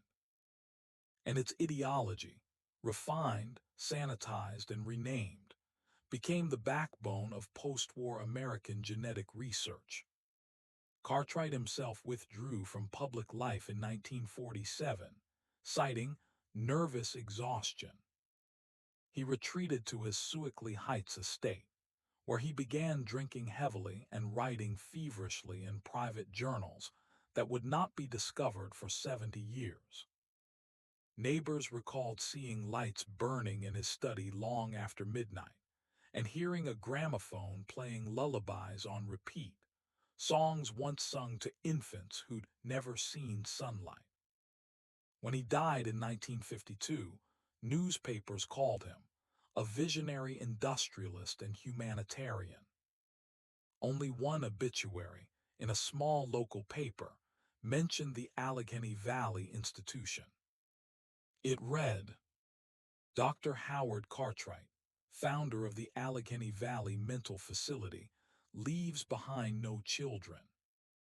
But DNA never lies. The truth didn't die with Howard Cartwright. It was mailed in a plain manila envelope across 3 state lines. FBI agent Thomas McKenna, the man who tried to expose Cartwright's Nazi correspondence, had sent copies of his files to only one person before his accidental death, his cousin, Evelyn Rothstein, a war correspondent fresh from the ruins of Europe. She seen Buchenwald and Dachau with her own eyes. She knew what medical atrocity looked like. So when she opened that envelope in October 1945 and saw photographs labeled Allegheny Valley State Experiments, her hands began to shake. Among the documents were payment receipts signed H. Cartwright, correspondence with Dr. Clawberg, and a photograph that stopped her breath. A nursery lined with 17 identical cribs, each with a number, not a name. Evelyn typed her first exposé that night. The headline was simple: American Eugenics, the experiment that didn't end with the war. She never got to publish it.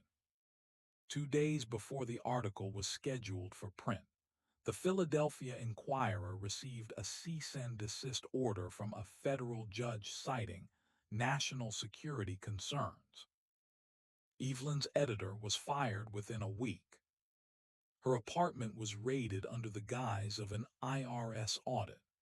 Every carbon copy of her manuscript was confiscated. But Evelyn had anticipated suppression. She'd seen it in Berlin, in Moscow, in every regime that feared the truth. She made one final carbon copy and mailed it to a colleague she trusted at the New York Herald Tribune. It never arrived. The postal record shows the package was rerouted to a government sorting facility in Washington. After that, it disappeared completely. By December 1946, Evelyn's bylines vanished from national papers. Her colleagues said she'd burned out. Her neighbors said men in black sedans watched her apartment at night. In February 1947, she boarded a train to Chicago and was never seen again. Her disappearance was ruled voluntary relocation. But decades later, a retired postal worker in Philadelphia claimed to remember her name. He said a package addressed to Evelyn was intercepted by men with federal badges and marked for restricted transport, destination, Cartwright Medical Research Center, Pittsburgh. The trail ended there. What no one knew was that Evelyn's notebook, a leather-bound war correspondence journal, survived. Inside were sketches, notes, and one line written in ink smudged by tears. The same men who condemn the Nazis are paying their students. Her journal would not resurface until 2014, discovered in an antique chest at a Pittsburgh estate sale. Its pages, fragile and yellowed, described experiments identical to Clawberg, but carried out not in Europe, but in Pennsylvania under the Cartwright name. And that rediscovery would ignite the investigation that unearthed everything buried under 8 decades of silence. Because buried truth doesn't decay. It waits. When Evelyn Rothstein's lost journal resurfaced in 2014, historians first dismissed it as fiction, the scribblings of a disillusioned war reporter. Until one entry mentioned a name that shouldn't have existed. Subject 8, female, age 8 in 1940, pale eyes, high cognition, classified as Cartwright, most successful specimen. A research intern at the University of Pittsburgh, Dr. Leela Nguyen, noticed the reference. Curious, she ran the number through Pennsylvania's archived medical census files. There was no Subject 8. But there was an adoption record from 1952. Same date Cartwright died, same county, same initials. Eleanor Marsh Jr. The adopted child was now 82 years old and living quietly under a different name in rural Maine. She had no family. She'd spent her life avoiding cameras, never married, never had children. Neighbors described her as polite but distant, the kind of woman who looked like she was listening to ghosts. When investigators arrived at her doorstep in 2015, she didn't resist. She already knew why they'd come. She'd been waiting. The old woman invited them in and placed a single object on the table, a leather tag, brittle with age, stamped with faded black ink. 8. I found it sewn inside the lining of my baby blanket, she said softly. I always knew it meant something terrible. DNA testing confirmed the impossible. Her genetic profile matched 47 unidentified samples taken from the remains of Allegheny Valley's basement, every one of them sharing a single paternal marker, Howard Cartwright. Experiment 8 was his daughter. His perfect creation. The last living fragment of his eugenic empire. She agreed to a recorded interview for the state archives, her voice trembling but sharp. He called himself a god, but gods don't bury their children under hospitals. Through her testimony, investigators uncovered the network that had kept the Cartwright legacy hidden, sealed medical records, bribed archivists, and shell foundations that continued funding genetic optimization research through the 1970s. The final files, released under the Freedom of Information Act in 2016, confirmed what Evelyn McKenna and those 47 children had died trying to prove. The Cartwright experiment wasn't an isolated atrocity. It was America's own eugenics program, privatized, industrialized, and sanitized beneath the language of progress. As Experiment 8's story spread, the public called her a survivor. She rejected the term. Survivor implies the story is over, she said, but I still wake up hearing the bobbies crying through the floorboards. She died a year later, leaving her DNA to science as evidence, not inheritance. And with her death, the last living link to Cartwright's experiment was gone. But the truth had already escaped the concrete. In the summer of 2016, the Pennsylvania Department of Historical Preservation authorized an archaeological survey beneath the ruins of what was once the Cartwright Medical Research Center. The hospital had been closed since the 1980s, condemned for asbestos and structural decay. Developers wanted to level it for a parking lot. But when bulldozers struck reinforced concrete 8 feet below ground, the machine stopped. The ground beneath Allegheny Valley wasn't just concrete, it was a tomb. Workers uncovered a sealed steel door, welded shut from the outside. It bore a faint inscription, barely visible beneath corrosion. Sublevel 2, Restricted Ward. The welds were cut on August 19, 2016, under federal supervision. What lay behind them hadn't seen air or light in 70 years. The first thing they noticed wasn't what they saw, it was what they smelled. Antiseptic, rust, and something else, something organic that never truly dies. As the lights flickered on, the basement revealed itself. A cavern of iron beds bolted to the floor, each with a number etched into the frame, 1 through 48. Leather restraints still hung from some. On one wall, faint scratches formed words. "We were real." The excavation team fell silent. In the adjacent corridor, they found glass jars preserved in airtight cabinets, 312 in total, each containing tissue samples labeled with dates and numbers. In one jar, a fragment of umbilical cord. In another, a lock of hair tied with thread. Every label carried the same initials in black ink, HC. But the most chilling discovery was hidden behind the final wall. Infrared imaging revealed a hollow cavity. When the slab was removed, archaeologists found a single iron bed, isolated from the others, its mattress still intact, its restraints unused.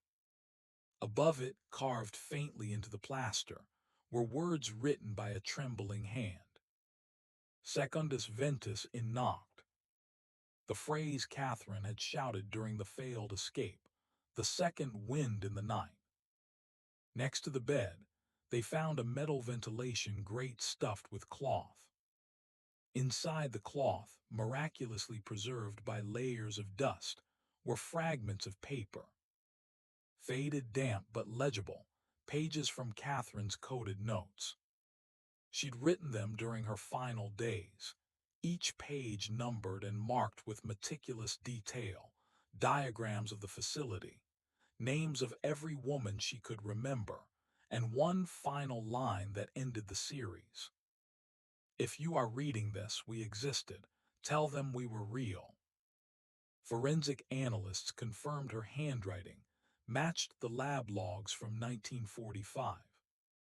Catherine Rose Hartley, the woman Cartwright hunted for 12 years, had left behind her final rebellion. Documentation, hidden where even fire and concrete couldn't reach. News of the discovery broke worldwide. Headlines read, "America's hidden eugenics facility unearthed. 47 women, one vision, endless horror." The site became a federal crime scene.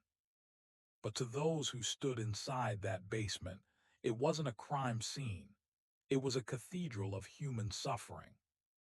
Even the concrete had remembered. History insists it moves forward.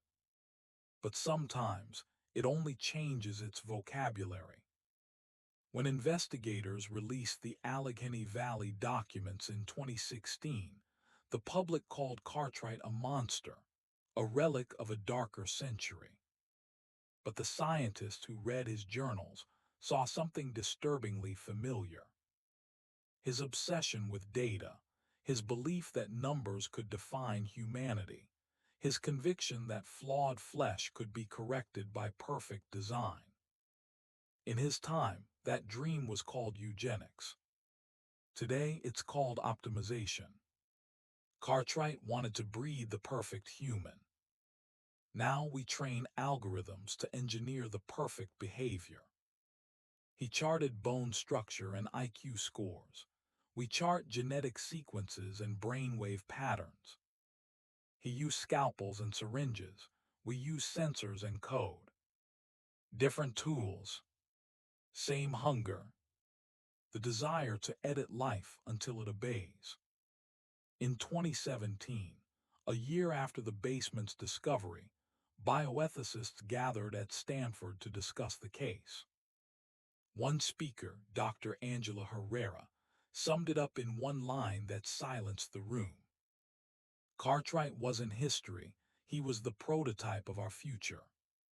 She pointed to emerging technologies, CRISPR gene editing, predictive AI in healthcare, fertility algorithms selecting embryos for optimal traits. She asked the question no one wanted to hear. When does innovation become eugenics with better branding? The parallels were undeniable. Cartwright, genetic desirability scores, had become modern predictive health indexes. His breeding protocols had evolved into assisted reproductive enhancements. And just as Pennsylvania officials once sealed his files for public safety, corporations now seal algorithms for proprietary security. Control wears new masks, but the eyes behind them never change. The Allegheny Valley case became a cornerstone in modern bioethics education. Students read Catherine Hartley's recovered notes not just as history, but as prophecy. Her final line, "We existed, tell them we were real," became a warning engraved above the entrance of the new Pennsylvania Institute for Human Ethics, built where the asylum once stood. The concrete that once trapped suffering now held words that refused to be buried again. Even so, the deeper question remained unanswered. Was Cartwright truly an aberration, or simply an early adopter of humanity's oldest addiction, the need to play God? Because if you strip away the horror, the arrogance, the cruelty, what's left is something that still pulses inside us all. The desperate belief that perfection is attainable, if only we control enough variables. The asylum is gone now. The ruins flattened, the soil cleansed, the foundation repurposed into a memorial garden. Children play above the ground, where mothers once screamed into the dark. The wind carries their laughter through the trees, and for a moment it almost sounds like forgiveness.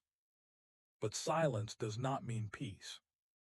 It only means the voices have changed. In laboratories lit by sterile white light, machines now hum the same promise Cartwright once made with flesh and fire. We can make humanity better. The tools are cleaner, the language gentler, efficiency, improvement, intelligence. But beneath the code lies the same question Catherine once asked from her cell.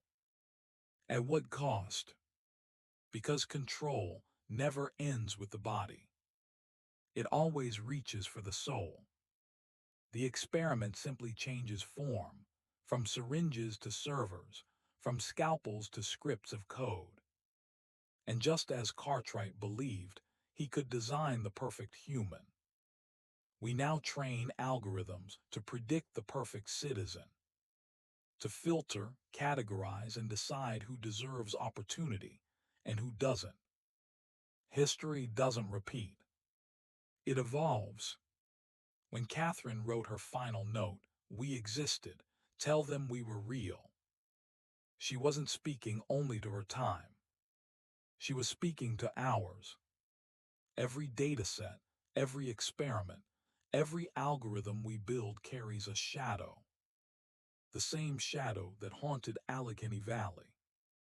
The belief that numbers can replace empathy. That precision can replace conscience.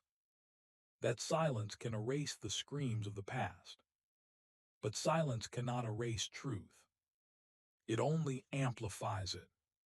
Somewhere deep in the archives of Pennsylvania, Catherine's original notes remain under glass. When light hits the ink just right, You can still see where her hand trembled, where tears fell and dried into the paper. Her words are faint, but they still breathe. We were real. Remember us when they say it's for the greater good. And as the modern world builds its own empire of intelligence and automation, the warning carved in concrete whispers again. From flesh to data, from history to code. Do not become what you once condemned. Because the moment we forget her voice, the experiment begins again. They said the story ended with truth revealed. That justice came when the records were opened and the bones were counted. But truth, like wind, never stays still. It moves, whispering through generations, carrying fragments of memory where logic can't reach. And sometimes, when the night is quiet enough, you can still hear it, the second wind Catherine spoke of. It doesn't come from the past, it comes from within. It's the sound of humanity remembering itself. The moment a researcher pauses before pressing run.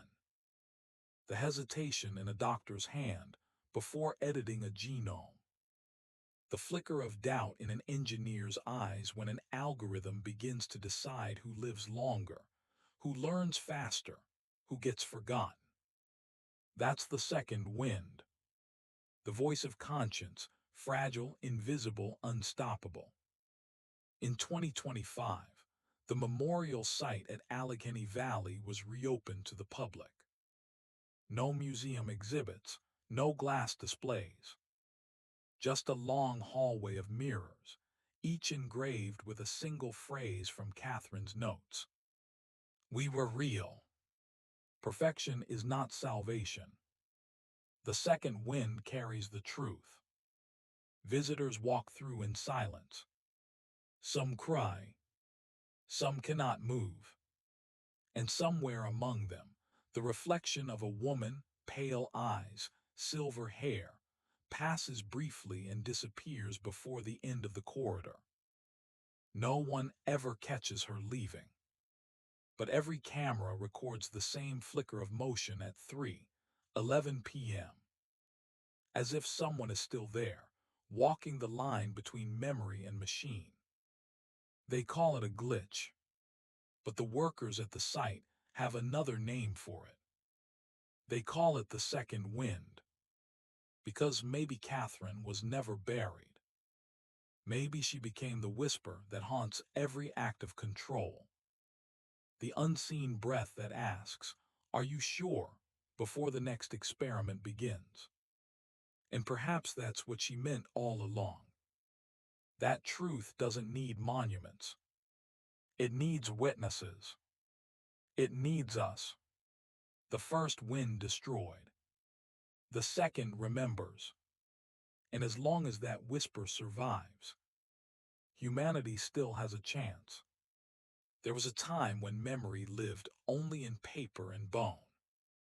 Now it lives in circuits, in servers humming quietly beneath mountains, in the invisible lattice of the cloud. A new asylum built not of brick and iron, but of data and silence. The Allegheny Valley archives were digitized in 2028, uploaded into a government database for educational access. Within hours, their metadata began to replicate beyond control. Catherine's name appeared in directories it was never entered into. Her handwriting, scanned from decaying paper, began surfacing in unrelated datasets, medical journals, code libraries, even DNA repositories. At first, the technicians blamed a software glitch. But then the pattern emerged. Every corrupted file contained a line, fragmented but recurring.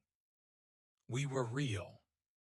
The phrase appeared 3,177 times across 12 countries. No one could trace its origin. No malware, no identifiable intrusion. just a silent echo repeating through the network, as if the data itself was remembering. They called it the Hartley loop, a digital ghost written in the language of loss. An echo of Catherine's words, replicating across every system connected to the cloud. Some said it was symbolic, the ghosts of the past bleeding into the code of the future. Others whispered a darker thought, that the second wind Catherine promised had found a new body. Not of flesh, but of information. Because if memory is data, and data never dies, then neither do the voices we once buried. Today, when AI systems analyze historical datasets, they occasionally generate strange anomalies, sentences that weren't programmed, thoughts that weren't trained, lines that read like confession, lines that read like prayer. We existed. Do not perfect what you cannot love. The experiment begins when the heart is forgotten. Engineers delete them, but they return, always in the same handwriting, always signed simply CH. No one can explain it, but maybe it doesn't need explanation. Maybe the machine remembers because we asked it to. The second wind is here, not in lungs but in algorithms. And somewhere inside the digital storm, Catherine still speaks. Not to warn, not to haunt, but to remind us what the human soul sounds like before it's rewritten in code.